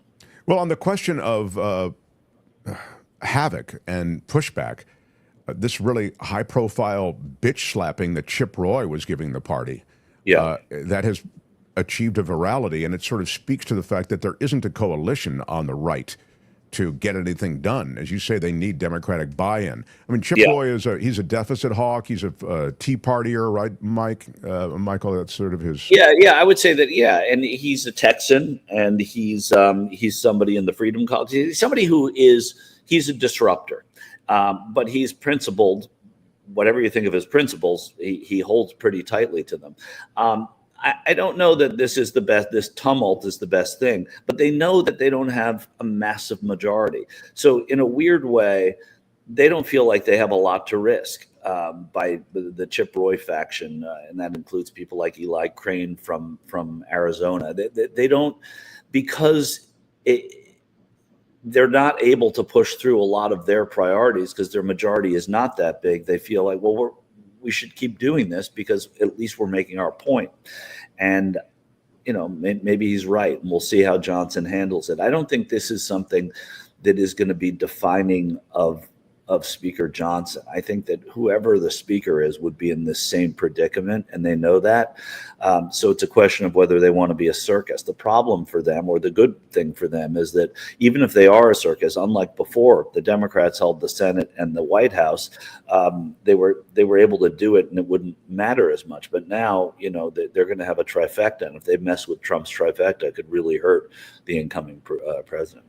There was a question about Social Security check, which will not be affected. Here it is. Gordon says, I'll be mad as hell if they screw with my Social Security payments. They won't. Yeah. If your payments are already in process, that is to say, if you're already receiving checks, this will not affect them. This won't affect them, yeah. But if you're going to be getting Social Security payments, that is to say, if you're initiating the process, it will. Right. Unless you're already in, a government shutdown means you won't see that process through to begin getting payments. Right. But the thing to be scared about is that the sort of the inching toward oligarchy in the Trump years with the power that Musk has, and the power of the wallet that he has too. I mean, people don't want to mess with Musk because he can raise a lot of money for their congressional and Senate races. And this is a scary thing. And this is, I mean, we're seeing as we talk about all the time the ill effects of money gone wild in politics, and how the richest man in the world has the incoming president wrapped around his finger, and all of the Trump sycophants in Congress follow suit. And if they don't, Musk has said, we're going to primary you. And that's not a place that America gets to a lot. Yeah, the money is always going to be, people with money are always going to be more powerful, dictating policy and threatening super PACs that can decimate opponents and create havoc in elections. That's new territory. And just on that point, I'll remind everybody that a character that you don't hear a lot about these days, J.D. Vance, essentially had his political life delivered to him in the way that Michael Shure has sort of just suggested. The oligarchs are now taking control of government. That is to say, Peter Thiel took J.D. Vance, put him in a couple of different companies in which he didn't really do well, to be perfectly honest, plucked him out and put him in a Senate seat and dumped $15 million into that race to win the race for him. And indeed, he did win the race. 2 years later, he's vice president of the United States. So this is, I mean, it's the power of the oligarchy played out in just the ways you're talking about, Michael. Yeah, and it's a freaking horrible thing for our country to be going through, or any country to be going through, because when we go through it, we become those countries that we know about and read about and laugh at and sympathize with. And so this is bad stuff. So the other thing I was mentioning last hour is that Musk is endorsing the right-wing party in Germany as well. He's really feeling it. You know, I guess when you get to be the world's richest man, you start to feel as though, hey, I can run America while also running some other countries. Yeah, and that's the thing. He gets the best table in every restaurant, and he's taken every opportunity to eat everywhere now. So you to review then don't feel they'll shut the government down. Somebody's asking in the chat, again, how would that look? I mean, what would that be? How do they avoid a government shutdown? Well, avoiding the government shutdown means that they'll have a vote on funding the government by suspending the rules. It's very Congress speak, and basically they're saying that they'll put forward a spending package, right, that will extend the farm bill, that will create disaster aid, farm aid. There's something else I'm forgetting right now, and then you get that passed very quickly. And that's what Johnson wants, is for Democrats to join in on that vote. And that's what Johnson and Jeffries are communicating about. So that would fund the government, at least now, by suspending the rules. And they're able to suspend the rules, which is, of course, ridiculous in its own right. But it's something that Congress does all the time, is they have these hard and fast rules. And they often suspend little ones, like, without, I'd like to have my remarks advised and extended in the record, that so the rules would say that you have to do it line by line, so they're governed by rules, and sometimes they suspend them, and that's what they would do here in order to get some stuff pushed through. On the Democratic side, can you speak to the positioning and the gamesmanship associated with what's happening with AOC, for example? She was angling for a position of leadership, and she was kind of aced out by the old guard, right? Yeah, it's a committee by committee venture when you do that, and I can't speak to that race. There are a lot of old Democrats that will not have the same power. I mean, when I talk about old Democrats who have served for a long time, and Democrats who happen to just be old. We had last week on your show Congressman Steve Cohen, who was talking to us a little bit about that, and he predicted that of all the ones that are going to be losing, that Jerry Connolly, who's in his 70s, represents Virginia, even with a big Boston brogue accent, he would maintain control, or he would get the ranking member position on the Oversight Committee, which is what Congresswoman Ocasio-Cortez wants. So that could just be that people really like Jerry Connolly. Everybody really likes Jerry Connolly, and more people know Jerry Connolly than know Alexandria Ocasio-Cortez within Congress or have working relations, because he's been there for a long time. Unlike some of the others who have sort of aged out, Connolly doesn't have the feel of someone who has aged out. He just happens to be a little older than most, or than some. But he's pretty vital. He's not well though, and some of the he's other got cancer, doesn't he? David's, but his seems. I mean, I don't know enough about his cancer, so to speak, but I know that the illness that, for example, David Scott in Georgia has is different, and his chairmanship is definitely going away because it is more debilitating. And I think that and like Jamie Raskin recovered from cancer, and he's going to have the gavel, it seems, at judiciary. I think Jerry Connolly is somebody who's probably dealing with it, whatever cancer he has, in a better way. And he strikes me as someone who wouldn't seek the position if he weren't well enough to do the job. He's well liked. I'm sure Congresswoman Ocasio-Cortez really likes Jerry Connolly, but that doesn't mean anything. I just think that he's somebody who I don't think that much needs to be read into that other than seniority. I mean, look, this is a body that has always deferred to seniority. And just the fact that there are chairmanships and ranking memberships, because the Democrats are in the minority, just because those are going away for people who were next in line, either by age or seniority, is a great thing, but it doesn't mean it's going to happen in every single committee in every single place. So I wouldn't read too much into it. I think that the caucus really the Congresswoman Ocasio-Cortez has grown on the caucus. People like her a lot, and she does the work. So I think her time will come. Yeah, she, as a messenger, is probably one of the more effective voices, right, in the Democratic Party. Well, and she's learned how to message it effectively rather than like she picks her spots really, really well. I mean, she's done a very good job of straddling a fence that a lot of people on one side of the fence didn't want her to straddle at all. But she's become more effective because she's played the game better. And I look, just the fact that she is in a conversation to lead a committee is pretty great for her. And when the Democrats in 2 years take back the House, and Connolly maybe doesn't run, or this is his swan song, I don't know. I'm not predicting any of that, but she's made her intentions clear, and I think that's important. I will share this story with you that I was going to do separately, but now I will include it with you, Michael Shure. I'll take it. I'll listen. The transition team of Donald Trump. And as you know, the Trump people were jihadists when it came to going after Hillary Clinton for her private server.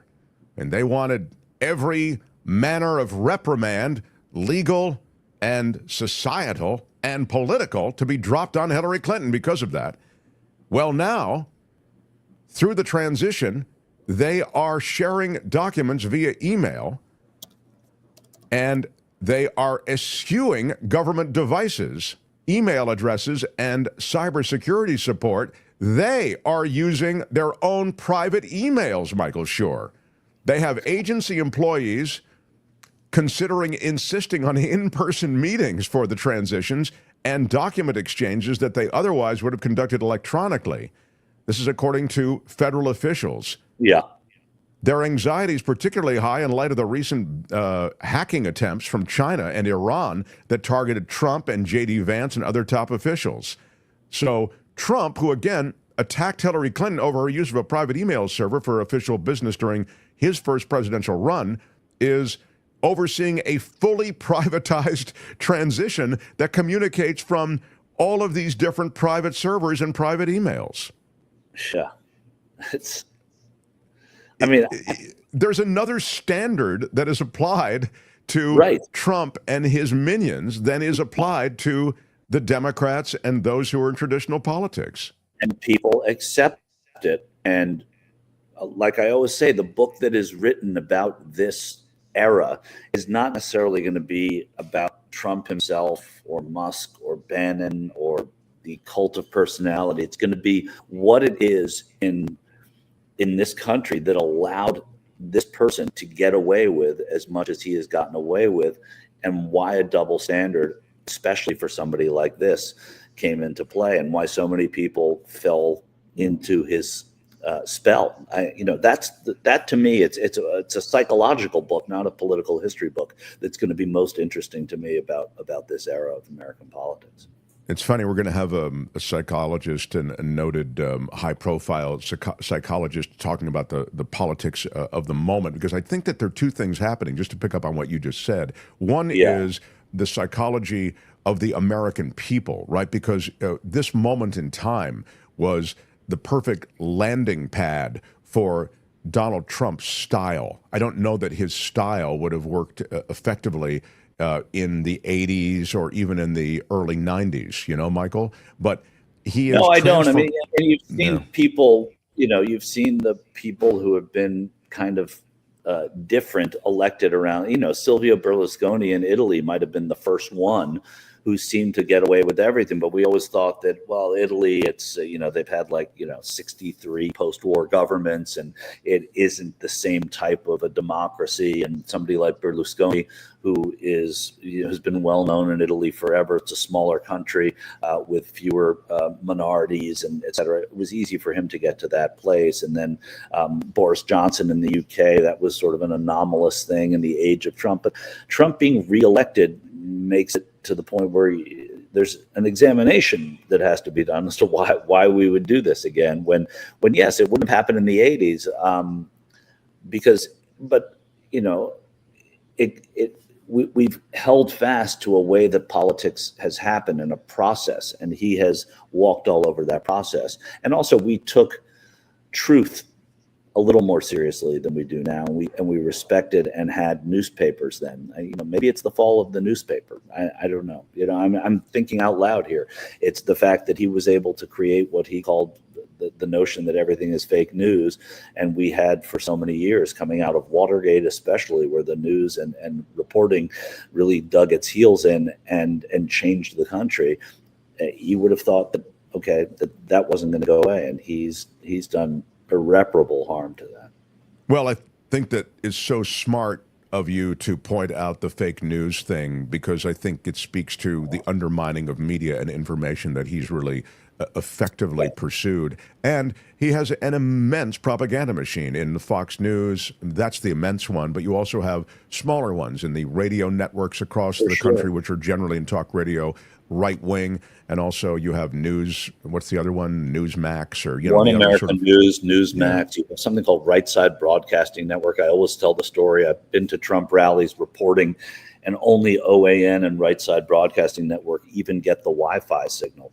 Nobody else can get it. So you're shutting out all this news, and the people that are at that rally, the only people broadcasting that rally or able to report live from that rally are his people. And his people that you spoke to earlier in the day, the rank and file, that's where they're getting their news. They say One American News, Right Side Broadcasting Network. I mean, it's a well orchestrated machine, and it works well because he's won 2 out of the last 3 presidential American. Boy, you are right about that. I mean, it's a remarkably powerful thing. Angel in the Bay Area says, with a $10 super chat, Michael was number 1 as host. Stuff happened on time and other wacky things. Sequel. All kidding aside, the Mark Thompson show is, and these are all, it's informed by emojis. So I need an emoji translator to look at this. Right. But thanks, Kim. I'll give you my mom's number. Yeah, there you go. But you are loved, Michael Shure. All right, well, I mean, like I said, I loved doing it, and I loved your audience, and we brought in some good guests last week and had some nice conversations, and I like keeping your seat warm. I'd rather have been on the cruise though, but I had a good time. It was fun with Kim and Michael, says Audrey. Bring Shure back, says Gordon. Wow. So it's a lot of love. That's a really sweet thing. Michael, we wish you all the best for the holidays. Happy Chanukah. I have no idea what Chanukah is. Yeah, okay, but whatever you're celebrating, however you're celebrating, we wish you the best. We are dark next Friday. So but I'm going to be there tomorrow. I'm still coming tomorrow. So tomorrow you'll be at the meetup. That's right. I love it. I do need. I'll this is housekeeping stuff, and I'll need a link. So yeah, we need to send you a link. So Kim will crack the whip over me to make sure sure that we get you a link. But all right. Do we love get that you're here. Do we get 47 seconds of sport? Oh yeah, That Commish, you want to talk? was something we established last week. I actually love that. I heard that 47 seconds of sports. Commish, do you have anything that you can share with Michael Shure? I think Albert might have had to step away for a second. I don't know. Did you? Is that right, Kim? Really and Kim had to step away. So everybody stepped away except for me and Michael. All right, so we'll do sports next week. Go Niners. I didn't step away. All right, well then come in and tell me where Albert is. I don't know. You're asking too much. All right. I have a sports story. Did you see Brock Purdy bought his offensive line Toyotas? Yeah, that's the kind of offensive line he has. Hopefully next year they'll get some Porsche-worthy. Yeah, well, it's funny. Exactly. That's what the commish said. Albert said, "Yeah, I don't know that I would have bought him anything. They're not exactly protecting him." No, but I love hearing those stories when the quarterback buy it, because that must mean that Brock Purdy knows he's getting a big payday very soon. So yeah. He's got it. He definitely has a bigger payday than the one that he had the last time. He's still working under a rookie deal. Although he did something to make it smaller than the size it was going to be. But anyway, we'll see. All right. We're big fans. Whatever. Michael Shure, everybody. Bye, guys. Bye, Michael. The Mark Thompson Show. Just got word from my favorite McAllister. Check this out. Lucy McAllister with a $20 super sticker. Big shout out. Big shout out. It's funny, Lucy McAllister, I don't think she's going to be at the meetup tomorrow. But maybe this is the best way to know Lucy. Through the super stickers. She is already my favorite McAllister. She wouldn't rise any more in my estimation if she were to be at the meetup, but I would love to say hi. Anyway, Lucy, thank you, and again, thank you so much. Thank you so much. Thank you so It is much. McAllister season. Isn't McAllister the same last name for the Home Alone movies, Kim? Do you know? Yeah, actually, in the Home Alone, it's spelled my way with 2 C's. Kevin McAllister. Oh, and his family. Yeah. Wow. That's not fake. That's real. Okay, well, it's actually fake because it's a movie.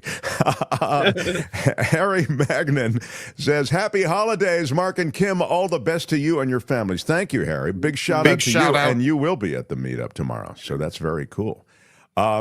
Question from Michael Shure and David K. Johnston. Great. I love this when we've already said goodbye to Michael Shure. I mean, whoever is producing this thing has no idea what they're doing. How can you put a question for Michael Shure off until Michael has left, and then we have the... I would rather hear the 47 seconds of sports than I'm sorry, Peter. We love you, but has Musk ever made a profit? So many. Peter asks, has Musk ever made a profit? So many tech bros lose money until they sell out without government money. I can speak to that. The answer is these aren't profitable companies per se, and you're right. They make money. Tesla certainly wouldn't exist without the government subsidies and tax benefits that they've received. Same is true of SpaceX. And of course, he's upside down with Twitter and X. I mean, that he overpaid for that platform. But you could say, no, did he? He had control of that platform to influence an election. So from that standpoint, he didn't pay for it. From a pure dollars and cents standpoint, it doesn't pencil out. But these tech bros need the government. And you're right. They need government subsidies. Elon has detached eyes. Too late, says Spencer. Yeah. He's got to detach. A lot of stuff's detached with him. So this is a provocative question, but the answer is he can still be sworn in. If the government is still shut down on January 20th, can Trump be sworn in? And the answer is yes, he can. But it would change the conversation. It would be extraordinary if the government really is closed to that point. But that is what Musk is talking about and what Trump is talking about. So it would, while it would be extraordinary, we are in extraordinary times. Can we do a little news and then I bring on Snyder?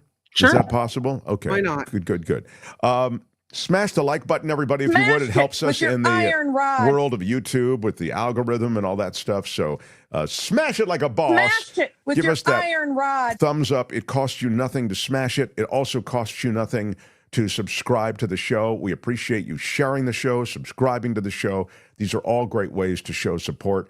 And as I say, they're free. If you see something on the show, you hear something on the show that you want to share, that's another great way to help us grow. So thank you. And yeah, let me see it. NARAC by the Sea, a super sticker for $10. Big shout out to NARAC. Big shout out. Is it NARAC or NARAC by the Sea? See, this is the thing. You ask the question, I give you my thoughtful answer, and it ends up being incorrect, and then I'm the bad guy. Well, let me help you with this. You can always say, although I know you don't like to say it, I don't know. I don't know. But you don't ever say Mark. that. You go right in with the answer. Yeah. So is it pronounced NARAC or Sunni? What would it be, Kim? What's it good? You're on your own. All right. That was a callback. Thank you. Somebody, those of you who got it. Cat Love Dreaming Peach says, did you add reading comments to the agenda finally? LOL. Thank you, Kat, for reminding me. Kim, why don't we have that ready to go? Kim, how are you? We do have it ready to go, and you don't ever use it. Oh, I see. I blame you. All right. Maybe it's my fault.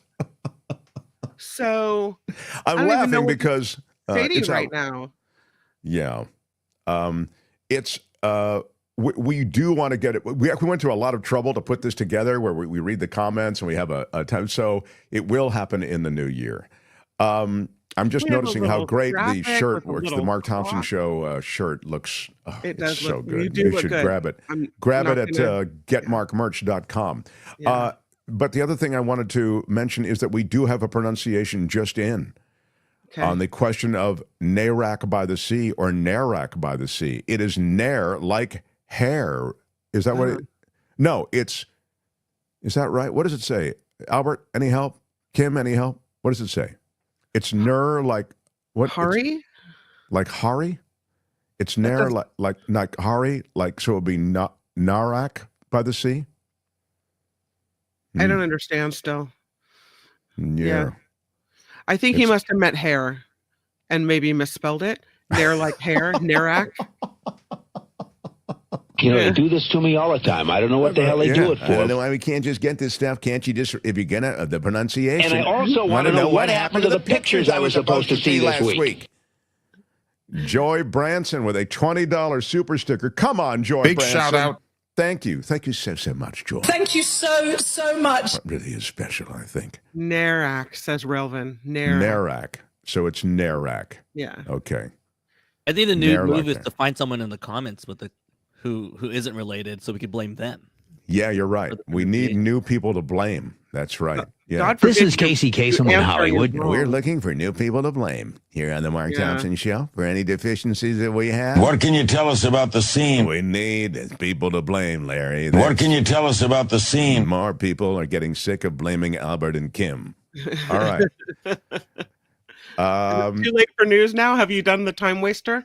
I have wasted a lot of time, but I feel as though we can still get some news in. This is a classic Mark Thompson time waster. Let's do a little news, and it's getting littler all the time.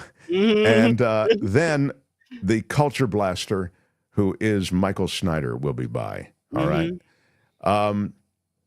Is there anything else I need to see? I think it's like Chinooka. Yeah, we've had some pronunciation issues. It's a good point. Happy Chinooka. Yeah. Kim's news, and we continue. Mark Thompson Show. The Mark Thompson Show. It's Friday, so it's a little bit looser. Yeah, it is.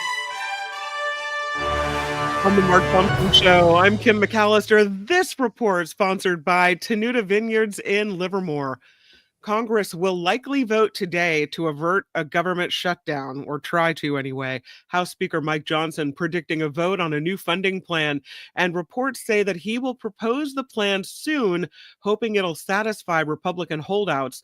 Johnson also needs support from some Democrats. Republican leadership reportedly now seeking to hold 3 separate votes for a 3-month funding bill, with billions going to disaster and farm aid.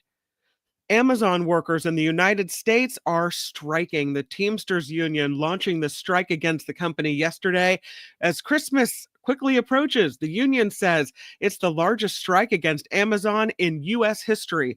Delivery drivers that walked off the job yesterday want better working conditions and better pay, while also protesting for Amazon to recognize them as employees. Many drivers working for the company are considered contract workers through third-party companies, despite the fact that they have to wear Amazon vests on their routes. So yeah, they have to wear Amazon vests, and they get reprimands of the company when it comes to scheduling and that sort of things. They're answering to 2 companies, and they're saying, hey, look, if you want me to answer to Amazon, then I'm an Amazon employee. And, of course, Amazon doesn't want to pay benefits and the rest. This is a real organized labor dispute, and, of course, it's been joined, or at least it concurrently lives with a labor dispute on the part of Starbucks employees across the country in some areas. I do have that story in as well. Okay. Let's see. Yes, it might be a little harder than usual to get your morning coffee in Los Angeles today, because Starbucks baristas are walking off the job in Los Angeles and 2 other major U.S. cities, part of an escalating 5-day strike. The union representing baristas authorized the strike earlier this week, saying the coffee giant is going back on its word regarding labor negotiations. Baristas in Seattle and Chicago are also expected to strike today, with more walkouts expected in Starbucks stores around the country. Each day of the strike, they'll add a new city. So, yeah, your peppermint chai latte, mochaccino espresso is at risk. That's why I'm still. By the way, I'm drinking the holiday blend from Coachella Valley Coffee today, so I can. It's so delicious. Get that holiday blend over at Coachella and use our discount code MarkT at checkout. Go ahead. I didn't mean to divert you, but I was how just you get around the whole strike. So see how that works out. Yeah, that's right. Build your own. The FAA is temporarily banning drones from flying near critical infrastructure sites in New York. The announcement yesterday came after a similar ban over parts of New Jersey. New York's governor saying the ban is purely precautionary. Unidentified drone sightings have been rampant over the region in the recent weeks, causing concern for many residents there. You often hear a story about a criminal getting off easy. Maybe not so much. This man, who was convicted of murdering 2 teenage girls in Indiana, is being sentenced to 130 years in prison. Richard Allen learned his fate today, almost 8 years after the bodies of his victims were found near a hiking trail. He was convicted in November for the deaths of a 13 and 14-year-old girl near Indianapolis. 130-year sentence. The 4 federal charges brought against Luigi Mangione involve murder, stalking, and using a weapon equipped with a silencer. Those charges could trigger the death penalty for this 26-year-old Ivy League grad if prosecutors seek it. The federal complaint claims Mangione traveled from Georgia to New York City for the purposes of stalking and killing United Healthcare CEO Brian Thompson. President Biden is announcing more student loan relief. In a statement, the president said his administration is forgiving another $4.2 billion in student loans for nearly 55,000 public service employees. The debt relief is for individuals enrolled in the Public Service Loan Forgiveness Program. It allows student relief for firefighters, nurses, and teachers who've been making payments for at least 10 years. And this is a big deal. I mean, again, the Biden administration is getting a lot of stuff done. You may not agree with it. You maybe aren't a fan of the tuition debt relief, but they are getting it done. They are getting the basic cap on certain pharmaceuticals and the amount of money you'll have to pay for diabetes medication, for example. They're getting that done. There's a lot that the Biden administration is doing, and the consumer protections that they're putting into effect, they should be taking a victory lap on it. But instead, all of the media oxygen is being taken up by Elon Musk and Donald Trump. But the reality is, I mean, if you just care about advocates for you consumers, that is being served by the current administration far more than anything on the GOP side. Tesla is recalling almost 700,000 vehicles because of a possible issue with the tire pressure lights. The vehicles being recalled include the 2024 Cybertruck, the 2017 202 Model 3s, and the 2020 through 2025 Model Ys. The National Highway Traffic Safety Administration says the tire pressure warning light may not remain illuminated between drive cycles and fail to warn drivers about low tire pressure. Tesla says they're releasing a software update that they hope will fix this issue. Who is surprised about this story? PG&E, once again, raising rates on customers. The California Public Utilities Commission voted yesterday to approve not one, but two The new hell rate is hikes. going on in the United States of America? No. I can't even put into words the disappointment. The fifth and the sixth such increases for the utility this year. The latest price increases will be rolled out on customers' bills over a 12-month period starting in 2026. PG&E officials say the new rate increases are needed to help pay for vegetation management and other anti-fire related issues. Why don't you take it out of your big CEO bonuses then? Advocates say PG&E customers are, on average, paying $50 more on their monthly bill than they were back in January. That's not fake. That's real. Well, the other thing is true, what Modirect is saying, which is that PG&E received $1.8 billion from the federal government. A lot of that money is supposed to be earmarked already for some of the stuff that you're talking about, Kim. But it doesn't matter. The CPUC said yes. Yes and yes. Rubber stamp every request that comes in. Yes, yes, yes, down the line. Pretty soon, I'm going to be sitting here in the dark. Right. No. Okay. They turn off the lights right now. Lastly, before we get to the incredibly patient Michael Snyder, raw oysters are to blame for a norovirus outbreak that left at least 80 people sick in Los Angeles earlier this month. That's according to the Los Angeles County Department of Public Health. The oysters were consumed December 3rd at an event at the Hollywood Palladium celebrating the LA Times list of the 101 best restaurants. Wow. The image is hideous. That is pretty brutal. You know, talk about the irony. Yes. Norovirus, of course, causes what is commonly called the stomach flu or a stomach bug with symptoms that include fever, headaches, vomiting, diarrhea. The type of oysters that were eaten have since been recalled by the Pacific Northwest Shellfish Company. Oh my God. Oh my. You have the people there from the 100 best restaurants in the area. And no. They do this to me all the time. I don't know what the hell they do it for. One of the Might have been the best restaurants in the area. And moving up 3 notches this week is the best norovirus in the area. And you've got it. This is Casey Kasem in Hollywood. Congratulations. It's like an industry memo in person about food safety, right? To all the restaurant people. That's right. Remember what can happen. This report is sponsored by the clean and lovely Tenuta Vineyards in Livermore.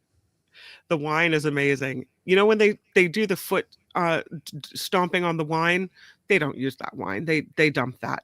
Yeah. Their wine is clean.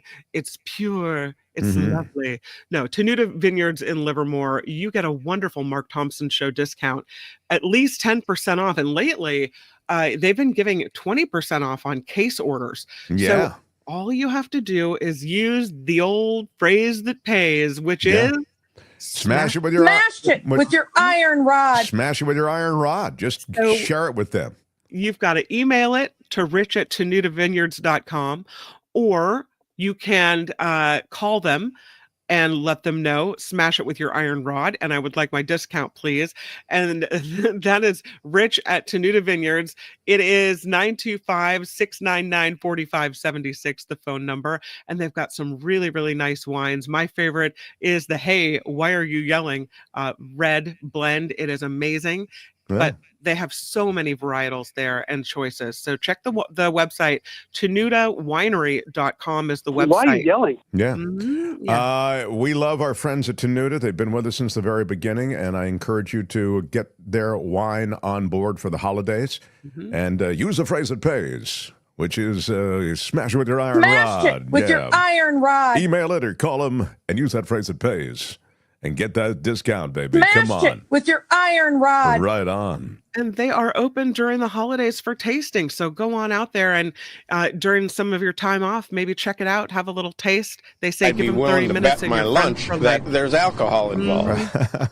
Indeed, there is. I'm Kim McAllister. I've never seen anything like it. The Mark Thompson Show. I love What it, he's Kim. got going here is a situation. Right on. All right. You know, Michael. The Mark Thompson Show. We are so excited. It is the holidays. I don't know what your flavor of holiday is. Happy Chanukah. Yeah. I have no idea what Chanukah is, but it's a. But happy Chanukah. Yeah. All right. There you go.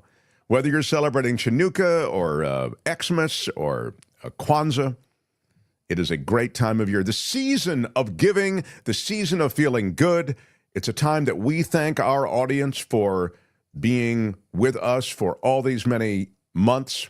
It's been 2 years now, 80,000 subscribers, and Audrey is one of our favorites.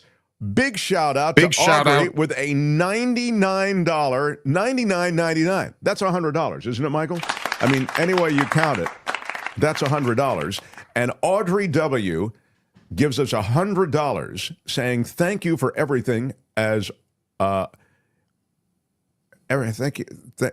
Help me with this, Kim. Thank you for everything as always.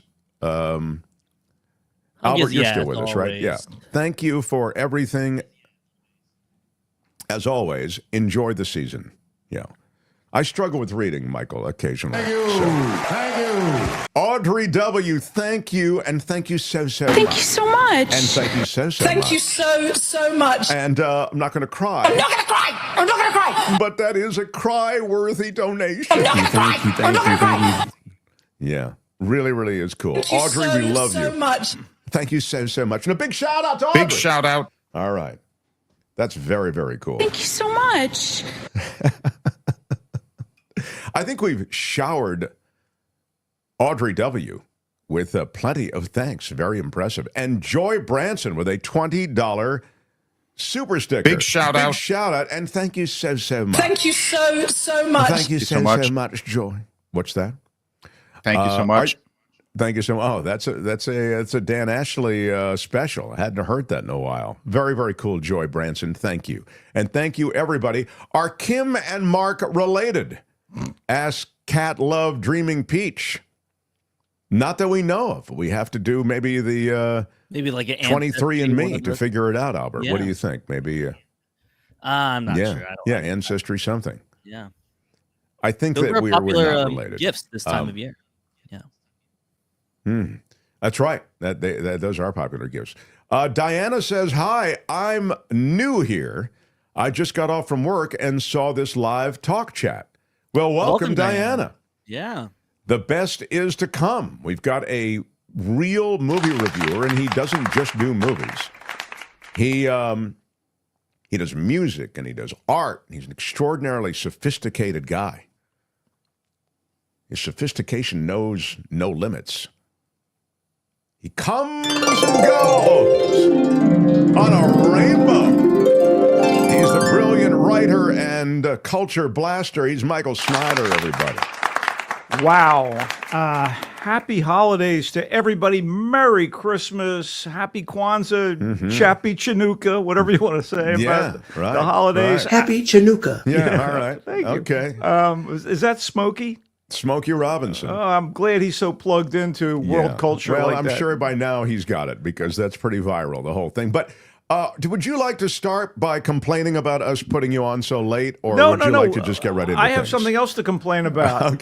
Where are the mugs that say another classic Mark Thompson time waster? Come on. No, how dare you? No, I How mean, dare you? what's more attuned to time wasting than taking a sip of coffee? I mean, I'm having a delicious cup of the wonderful Coachella Valley coffee in a Mark Thompson mug right now. That's true. This is a classic Mark Thompson time waster. Anyway, it's Christmas time in Hollywood. I'm down here in L.A. for the holidays. It's where the palm trees are festooned with sparkly lights. Yes. Snow is just a special effect, and the shoppers are a little less frenzied than they are in, say, I don't know, Midtown Manhattan right now. The Grove is alight with all kinds of the Christmas Grove decorations. is the big Really mall there. wonderful. Yeah. I just have one big question here. How is Santa Claus so jolly when he only comes once a year? I think that would get to me after a while. Wow, that is you're really working. I'm working blue. What? The late night room. Yeah, it's not so much working green and red. I am working a little blue, but blue, of course, is one of the colors of Hanukkah. Anyway, That was very inappropriate. All right. I know. Yeah, okay. Listen, we are so overloaded with movies to cover this weekend, and there are going to be more next week on Christmas Day, which we won't get to. We just don't have the time. But I got just give us the top three and get out of here. Good luck on that. Okay, let's start with Mufasa the Lion King. Please tell me this is good, Michael. It's a CGI animated family film from the Mouse Factory, Disney, and it tells the backstory of Simba the Lion King's father, Mufasa, just in time for the holiday movie frenzy. In other words, it's something meant to entertain kids and their parents alike. It's an easy, wholesome movie choice for Christmas time that'll divert the children for 2 hours. And as such, it's a prequel for those of weak will, because, what are you going to do with the family around Christmas except, take them to the theater and leave them there for a couple hours.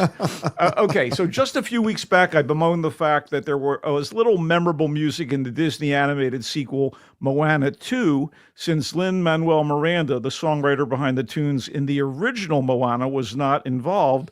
Well, the reliable Manuel Miranda is on board with songs for Mufasa, none of which come close to the hit power of the Elton John numbers in The Lion King. So, again, another bit of a step down, and unexpected because he's such a good writer.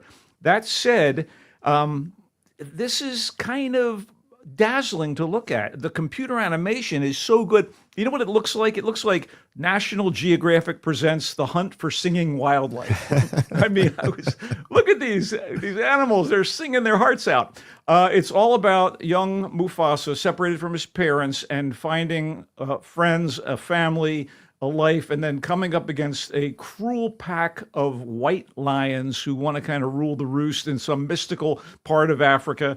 And it's got it's always the white lions, isn't it? Yeah, Whitey's coming after Whitey these, is these poor destroying lions. everything. Speaking of I feel color, you, brother. I feel you. it's Barry Jenkins directed this, the guy who directed Moonlight, and as such. An Academy Award winner, or at least nominee. A lot of really talented black actors are voicing the animals. There's a few white outliers. I think there's a muskox named Elon. I think he's voiced. Oh my God. No, there isn't. Anyway, Aaron Pierre is the voice of young Mufasa.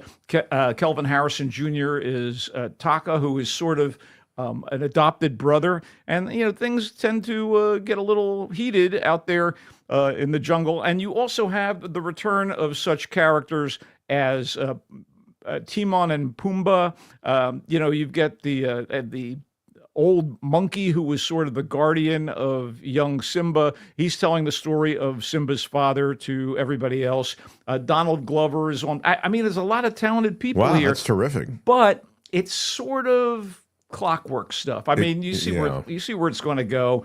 Rafiki is telling the story to the young lion cub who is the daughter of Simba and Nala. That's the idea. And Timon and Pumbaa are there, and they're doing their jokey jokes and what have you. I was very disturbed that John Oliver wasn't on board as the Zazu, the bird. They got somebody else to do it. He must have been busy trying to bring down the empire. I don't know what was happening there. But you know what? I give it a kind of tentative okay. It's family entertainment. It's just not anywhere But it's near better than Moana 2. I think that's they're in the same. They're in the same. Yeah, it's kind of a wash. But visually, you can't believe what technology has enabled. I'm excited to actually see it for that reason, and also I like to see the white lions defeated. Is that what's going to happen, Michael? Whitey goes down. No, I like that. There are some really talented people involved in this. Beyonce shows up with a little voice work as Nala. You know how it works. Yeah, no, I do. They bring in the names. Big stars take all the work from the working class voiceover actors. I can't hate on it, but I just wish it had been even closer to The Lion King, which I wasn't crazy about, but I did enjoy the original animated version. Yeah. Okay. Who's the king of all the animals in Africa, says Ray Levin. Who's the one who makes something?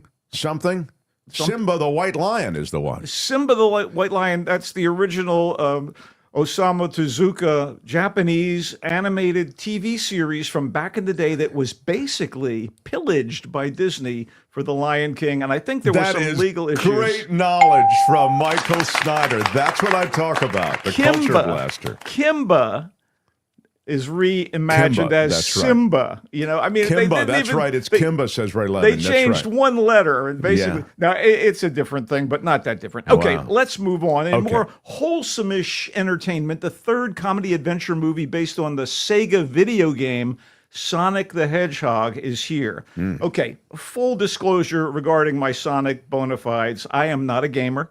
Right. Unless you count the handful of times I played Pong on my desktop as a youngster, the occasional arcade foray into eating ghosts with Ms. Pac-Man, which can now actually be played, by the way, via Google Doodle. You can play Ms. Pac-Man on your various devices. There was also a period when my pal Hugh Brown and I would go to a local arcade and play Circus, which was a game that featured a clown who would jump from a trapeze platform, and you'd have to try and catch him with a seesaw that would then hurl him back up to the trapeze platform. And if you missed, he would land on the big top floor in a sickening heap, and the machine would play taps. I'm not joking. That's a great video game. But you're not, apart from that, you're saying you're not a video game guy. By the way, we nicknamed Circus Clown Death. We thought it was more appropriate. Anyway. Sonic 3, Michael. Can we get back to the review? Okay, I love hearing what you and your little buddy did. I want to emphasize my lukewarm reaction to all three Sonic movies is baked into my general disinterest in the source material. I see. Okay. Okay. That said, these films, which feature Ben Schwartz as the voice of the snarky blue CGI alien hedgehog with super speed and other weird powers, and on the live action front, James Marsden as his human best buddy, and Jim Carrey clowning around as Sonic's arch enemy, the mad scientist, Dr. Ivo Robotnik. They're definitely energetic, or more precisely, frenetic eye-bogglers with a few funny bits here and there. And in this third installment, Sonic and his cutesy otherworldly comrades, Knuckles and Tails, from the previous iterations, are pitted against another of their ilk, the dangerously angry Shadow, who was essentially Sonic's dark doppelganger. I don't want to get into the details, but for the record, there is some serious star power voicing two of these creatures, with Idris Elba as Knuckles and, whoa, Keanu Reeves is Shadow? Yes, he is. John Wick has been reduced to a Sonic doppelganger. Colleen O'Shaughnessy, not a household name, is the voice of Tails, but Elba and Reeves, big time. Jim Carrey plays two roles, the mad scientist and his grandfather. There's a lot of action here. It's coming at you fast and furious. And I was like, yeah, if you're into this thing, I guess you're going to like it. But I wasn't wacko crazy about it. It did have a few laughs. And again, like Mufasa, it is in wide release in theaters this weekend, which means, the kids have something to do. And I guess that's kind of a cool thing at this time of the year. So it was so-so. So-so. Okay. By the way, Kristen Ritter and Adam Pally, who are pretty well known from TV and film projects, are on board in this thing. What else do you have for us, All Michael? right, let's move on to The Brutalist, one of the best movies of the year. Finally, Wow. I can say, oh my God, this is a sprawling epic about a brilliant Jewish architect from Eastern Europe who survives the Holocaust, escapes to America, and hopes to build his masterpiece with the financial aid of a wealthy industrialist. Let me be frank here. It's 3.5 hours long. Oh my God. And it is magnificent from Really? beginning to end, with bravura performances from Adrian Brody. This is Oscar bait stuff. He'll get a Wow. nomination for sure. When you're sitting in a 3.5 hour screening room, you and the other critics. We were at I was actually at a 70 millimeter big time theater, and it was stunning. So Brody plays the driven architect, whose name is Laszlo Toth, which is actually a name that was used by Father Guido Sarducci. Yeah, that's right. But it's an imaginary guy. But I'm sure there must have been people like this back in the 40s in Eastern Europe. Felicity Jones plays his wife, whose experience as a captive of the Nazis leave her damaged but undaunted. There's a niece involved, and one of the things that Laszlo tries to do is to get the wife and niece to America, and it's not going to be easy because immigration was, rather tight post-war. And Alessandro Nivola plays Toth's assimilating cousin who came to America before the war, settled in Philadelphia, created a successful furniture business, and married an American, and offers Toth a gig when he gets here. And Guy Pearce, who also should get some Oscar love, as a rich Pennsylvanian named Harrison Lee Van Buren. And he's the guy who taps Toth to design and oversee the construction of a suburban town hall and chapel that will serve as a kind of monument to the donor's generosity and to the architect's genius. The art direction here is stunning. There is grandeur throughout. It's in lots of ways, it's about the immigrant experience. And in other ways, it addresses the Holocaust, it addresses greed and capitalism run wild. There is no excess, despite the length of the movie. Brody gives perhaps the best performance of his already decorated career. It's filled with soul and passion and torment and regret. With the brutalist, director and co-screenwriter Brady Corbett, who has worked as a supporting actor in some well-regarded indie movies and TV, establishes himself as one of the truly significant filmmakers working today. Pretty remarkable, since it's his third stab at making a feature film, one of which was Vox Lux, which was about an enigmatic Lady Gaga-style pop star played by Natalie Portman. That showed promise, but The Brutalist is a quantum leap beyond that. It is fantastic. It is in theaters, select theaters, I might add, and hope that it opens wider in the new year. Really. Wow, you really like it. Phenomenal. The Brutalist, it's called. All right. I'm going to bang through some stuff really quick. Start banging, baby. The prolific, provocative Spanish writer-director Pedro Almodovar, who brought us Women on the Verge of a Nervous Breakdown, Tie Me Up, Tie Me Down, Parallel Mothers, Pain and Glory. He has delivered his first full-length English-language feature film, The Room Next Door, and it's a sometimes moving two-hander about euthanasia and general end-of-life issues that has the distinct advantage of Julianne Moore and Tilda Swinton as its dual leads. Almodovar did recently craft and release Strange Way of Life, which was an offbeat Western in English with Ethan Hawke and Pedro Pascal as a couple of cowboys in a complicated relationship. But it was a short film. The Room Next Door is a full-length hour and 47 minutes, and you feel it in both good and bad ways. Since English is a second language for Almodovar, some of the dialogue comes off a bit stilted, despite the skills of Moore and Swinton, who deliver their lines with their usual panache. It's a thorny story. Swinton's character, Martha, is a New York-based war reporter dealing with cancer that has been in remission but has come roaring back. So things are terminal, and she wants to depart the world on her own terms at a cushy rental in a lush wooded area upstate, and she requests that her novelist friend Ingrid, played by Moore, be there in the room next door to take care of the aftermath of the suicide. The friend is reluctant but can't refuse the request. The topic really kind of resonates. The actresses are on point, assuring the drama is going to have the proper emotional weight. And the vibrant look of the movie is pure Pedro. I mean, this is the way his movies look. They're incredibly colorful and vivid. Ultimately, the drama works. And for added value, John Turturro is on board as a man with a deep and abiding ties to both women. And what's this? Alessandro Nivola, so good in The Brutalist, is here as a policeman. The Room Next Door is not my favorite Almodovar. It has little of the wry humor or the kind of rollicking sexuality of his best work, but it is a good, serious examination of morality and friendship in an untenable situation. It is in select theaters, and I'm sure it's going to open wider again in the new year. What was your favorite Almodovar? You said this isn't my favorite. God, probably Tie Me Up, Tie Me Down. No, I didn't see that. I saw Talk to Her. Oh, that's also quite good. God, that was great. And his recent stuff with Penelope Cruz, quite good. Okay, here's a treat. I got to get to this because you can just go and watch it on Netflix. And we don't talk that much about holiday movies this year, and I really want to address this. In Carry On, that's right, as in Carry On Luggage.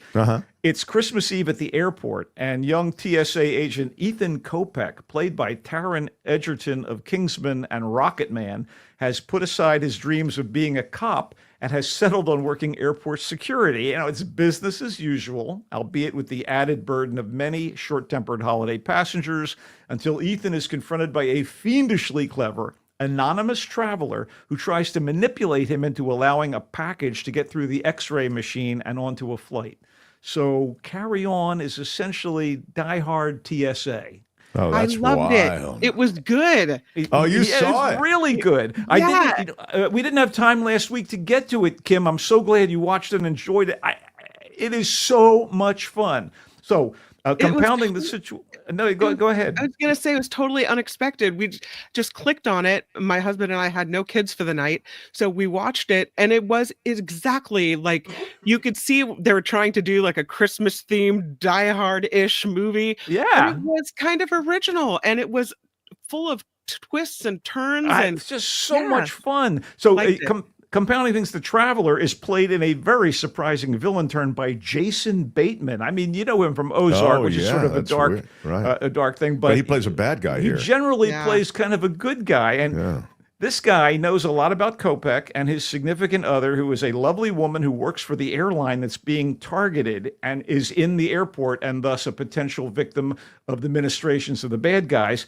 It gets a little outlandish, and there are a couple of plot holes you could fly a 747 through. But as entertaining thrillers go, especially ones with top-notch actors giving their all as adversaries, Carry On is the ticket. It's on Netflix because Kurt is asking, how did you see it so soon at home, Kim? Because it is streamable at home. It's on Netflix. Carry On. Directed by Homey Collet-Serra, who is damn good at action movies. It never lets up, and it is a Netflix exclusive. And it would have played very well in theaters, but what the hell, man? Just tune on in.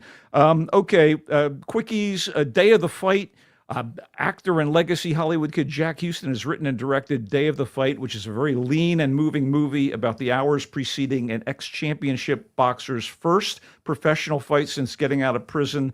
The setting appears to be like the 90s in New York City, and Mikey, a.k.a. Irish Mike, is played in appropriately tough and tender fashion by Michael C. Pitt. Fantastic work. Still haunted by the events that landed him in prison and took him away from his partner Jessica and their young daughter. And he has one shot at redemption, which is about versus the current middleweight champ. That sounds good. At Day MSG. of the Fight. Where is that being shown? It is in theaters at the moment, and again, it's select theaters, but it's going to be such a great watch at home. And I want to say quickly, the black and white cinematography is beautiful. Kind of echoes Martin Scorsese's all-time classic boxing film, Raging Bull. Oh, of course. The actors are excellent, starting with Pitt as Mikey and Nicolette Robinson as Jessica. And you also get rugged old hands Steve Buscemi, Ron Perlman, and one of Scorsese's favorites, Joe Pesci. This thing hits hard and sweet and sad. Day of the Fight. Again, it's in limited release in theaters. Who directed it? Jack Houston, part of the Houston family, a pretty damn good actor. Wow. He's been in a variety of... Houston as in John Houston? Yes, and Angelica Houston. Yeah, he's part of the family. So that's would be the grandson of John Houston? I believe so. Okay. Michael. Nephew, I don't know. John Houston impression. Okay, go ahead. Nicely done. We're running out of time. Maybe I can elaborate down the road, but there's a new Wallace and Gromit from the Aardman Animations people.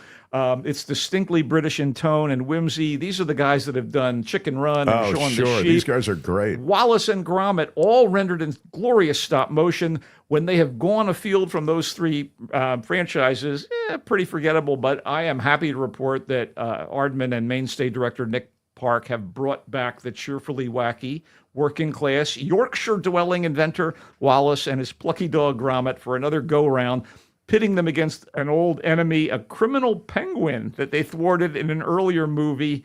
Wallace is wrapped up in his latest invention, a mechanical gnome that can be an automated gardener, and the long-suffering, ever-stoic Gromit is a little neglected, but the penguin, incarcerated at a local zoo, plots his revenge with a plan that involves the robotic gnome.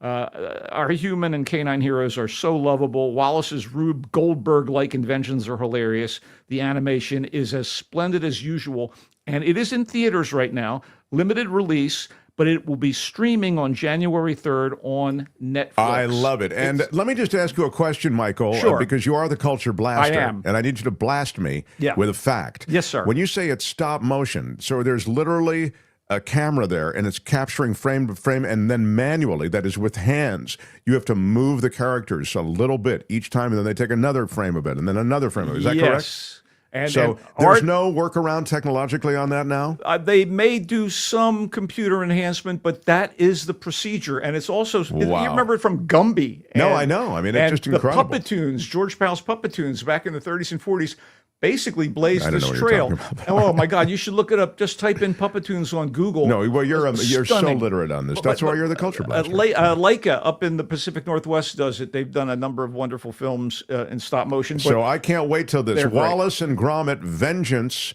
Most Foul. Yes, Vengeance Most Foul. Terrific stuff. One more quick note before we go. I know please time is hurry, short. Michael, Time because is you're short. taking time. Because, We're all members on a limited time. Members of the Mark Thompson Show audience have asked about this, and I feel that I got to bring it up, particularly because it has a Christmas setting, and it's Black Doves, a taut and twisty Yes. 6-episode miniseries on Netflix. People have brought it up here. Black Doves. Oh yes. my God. This, even though it's set at Christmas, it's going to do plenty to dispel that peace on earth and goodwill to all vibe. It is late December in present-day London with the usual Yuletide decor, and Helen Webb, the attractive wife of a prominent UK politician, is dealing with some issues. Her lover has been killed along with 2 other people at the beginning of the series, and she, in fact, works for an agency called the Black Doves, and this agency is a covert organization that acquires and sells classified information to the highest bidder, and there's the Chinese ambassador who ostensibly commits suicide. There's a local gang that's trying to kind of jockey for control and position. It's really wonderful. And believe it or not, Keira Knightley plays Helen Webb, the central character here, and she is matched in her skill set and her magnetism by the great Ben Whishaw as her closest friend in the Black Doves, who has left to become an assassin and is pulled back in by these 3 murders. I don't want to get into any more detail, but it's wonderful stuff, and it's 6 hours, 6 episodes, bang, bang, bang. And it takes on place Netflix. at Christmas time? Yes, it does. Wow, So that's good. Someone did this to spoil our Christmas. Well, They do. it does sound pretty intriguing. I had to get it out there because I know people have asked about it. And you can read about the show in the current column that I have posted at The Voice of San Francisco. That's voicesf.org. Again, Black Doves, read the piece, watch the show. VoiceSF, voicesf.org. TheVoiceSF.org is what it is. TheVoiceSF.org. If you want to read the Culture Blaster, you know, I don't mean this to sound disparaging, although I know it is going to sound disparaging. Of course but I it will. think your writing is sine qua non. What does that mean, sine qua non? But beyond any comparison. Exactly. I That's don't exactly what speak the sine qua Latin. non means. I don't And speak the Latin, but you are a brilliant writer, and I encourage people to check you out. TheVoicesSF.org. TheVoicesSF.org. So Black Doves, the Keira Knightley offering, the Culture Blaster really likes it. Thinks it's a great way to ruin your Christmas. Someone did this to spoil our Christmas. Or Chinooka, if that's Happy Chinooka. Yeah. So the other thing you really like, I will get to. You really like the Wallace and Gromit Vengeance Most Foul film. that's FOWL, people. Yeah. That is something coming to Netflix January 3rd, although it's in select theaters now, Yes. you point out. Yes. It's a real winner. He really likes it. And he likes Day of the Fight, the lean film about the pre-flight hours of an ex-convict who has to achieve legitimacy and find the way forward after getting out of the joint. He wants to settle things with the people he loves. God, I love that. Day of the Fight. He likes it. Carry On is the film you can also see right now on Netflix. Features Taron Egerton and Jason Bateman as the bad guy. And Michael says, sure, there are a couple of holes in the script. Yeah, stretches. You're going to have to stretch your But belief. he says it's a fun watch. Oh, damn so it. much fun. And Kim agrees, and when Kim and I agree, you know it's a must-see. It is really something special. So it's called Carry On. The Room Next Door is Tilda Swinton, Julianne Moore. It's the Pedro Almodovar directed offering. And Michael says it takes on some pretty heavy topics. The script a little janky at times, but in general, these two great performers are worth seeing in this, is what I got from you. Particularly under the guidance of this masterful director who, again, it's English as a second language, and it's his first full-length English language It feature. deals with one of the characters has cancer. Yeah, it's an end of life issues, and it's powerful. I'm And it's the perfect tonic for Christmas. Yeah, great. All right, that is The Room Next Door, and it's in theaters. Select theaters. The Brutalist, one of the best films of the year. What? I know, that's what he said. The Brutalist is about immigrants to the U.S., and it's a grand film. It's the discussion of both the immigrant experience and also greed. And it sounds to me like there's a lot going on here. It's very intriguing, mostly because you like it so much. Adrian Brody is in it. It's called The Brutalist, and it is in theaters now. Now, there's one thing about The Brutalist. As I recall, is this the one that's 3.5 hours? Oh, yeah. Yeah, and now I know why they call it The Brutalist. I think I recommend you get one of those large popcorn buckets. It's Eat your effing popcorn. Brutal to sit through a 3.5-hour movie. That's why I call it The Brutalist. Really nice. Hey, you're just lucky I didn't get into any detail about The Count of Monte Cristo, the new French film based on Dumas. 3 hours long. This seems to be a trend. The book, The Count of Monte Cristo, was like 1,200 pages. I'm not surprised. They did a beautiful job. We'll talk about it next time. Sonic the Hedgehog 3. Do you need to have seen Sonic 1 and 2 to appreciate Sonic 3, Michael? I really believe it's necessary for you to just leave your brains at home to appreciate Sonic 3. He says there are performances from Jim Carrey and a bunch of other high-profile people. Michael, not a video game guy per se. You know what I mean when I say per se, Michael? Sure, that doesn't throw you in any I'm way. not going to translate that Okay, Latin. but the point is, he says Sonic 3 is meh. It's just, that's what I got from you. For what it is, it's fine. It's just not my cup of meat. Okay. And not my cup of nog. Mufasa, the Lion King, is where we started. And Mufasa, the Lion King, is a triumph of computer-generated action. Michael says it's positively awe-inspiring, the way you see these creatures come to life. And they're all computer-generated. And yet, somehow, it didn't quite land with you in a big, big way. Even though the music is better than Moana 2, where you saw just a flat kind of nothing memorable kind of musical offering. Here, they bring back Miranda, right? Well, no, he didn't do the original. The music is better than Moana 2 because it's Miranda, but the music's inferior to the Lion King music by Elton John, where you're going like, in fact, they reprise a little bit of the Hakuna Mufasa. Yeah. You get that in there, but the new songs are like, yeah, it's okay.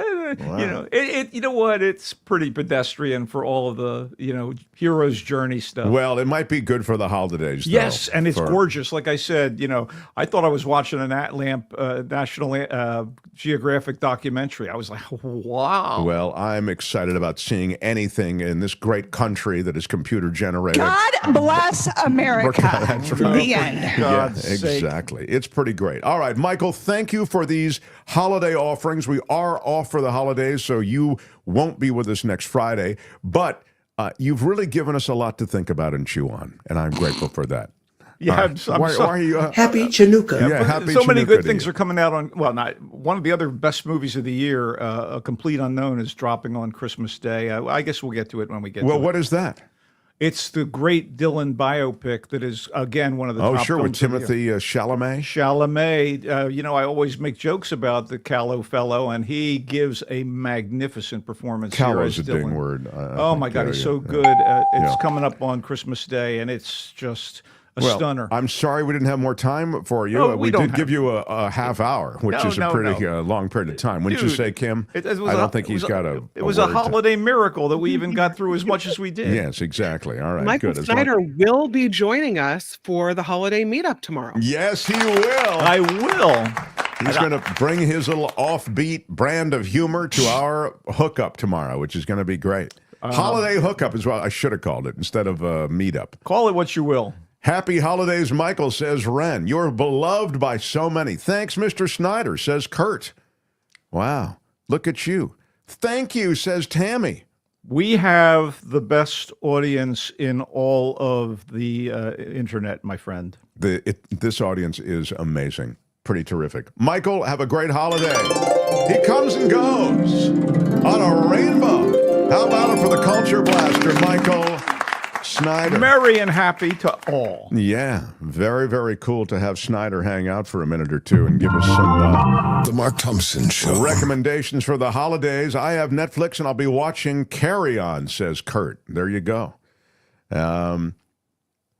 Michael, I could talk to you all afternoon, but I already have, so I am going to move on to wrapping up this show. Joy Branson, as we noted, a $20 super sticker, and shout out to Joy Branson.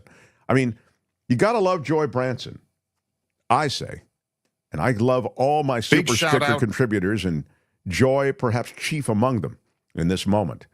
Musk versus Altman, cage fight. Yeah. How about that? Big shout out. Big shout out to Ray Levin or Railvin. Railvin? Would you say Ray Elvin? Again, don't know.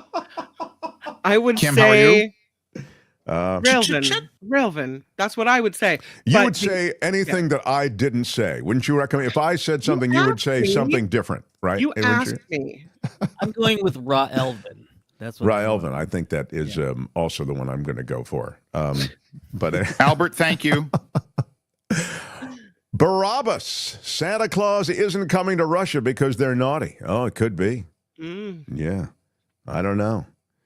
Are Kim and Mark related? We already answered that question before. Oh, I didn't hear the answer. No, we are we're not not that we know of. No. Not I mean, that I we know of. suppose if we had genetic testing, that could be a match. Kim is saying No. yeah, Kim is insistent that we are not, but I think that there's a possibility we could be. I don't know. I'd rather have you as a daddy than Musk. Yeah. Sorry, Michael. What were you going to say? I said we're all part of the family of man. Oh, I see. Very good. I'm You sorry get that I nothing. unmuted your mic for that. All right. We have the big meetup tomorrow, and if you're going to be part of it, it's a handful of our listeners who jumped in. We will tell you all about it. Those who are not part of it, we'll tell you all about it on Monday. We'll also sort out what's happening in government on Monday as well, because it is a very tough time in America with the oligarchs coming out of the woodwork to take their seat at the table. So, all of that. Thanks to Michael Shure. Thanks to Michael Snyder. Thanks to Albert, who curated Florida, and to my darling Kim. Happy Chanukah. Happy Chanukah, my darling. And it is Shadow time. I'm Shadow Stevens for the Mark Thompson Show. Bye-bye. Kimmy is doing the after party live. And have a good weekend, everyone. We're a little late until Monday. Happy Chanukah, and bye-bye.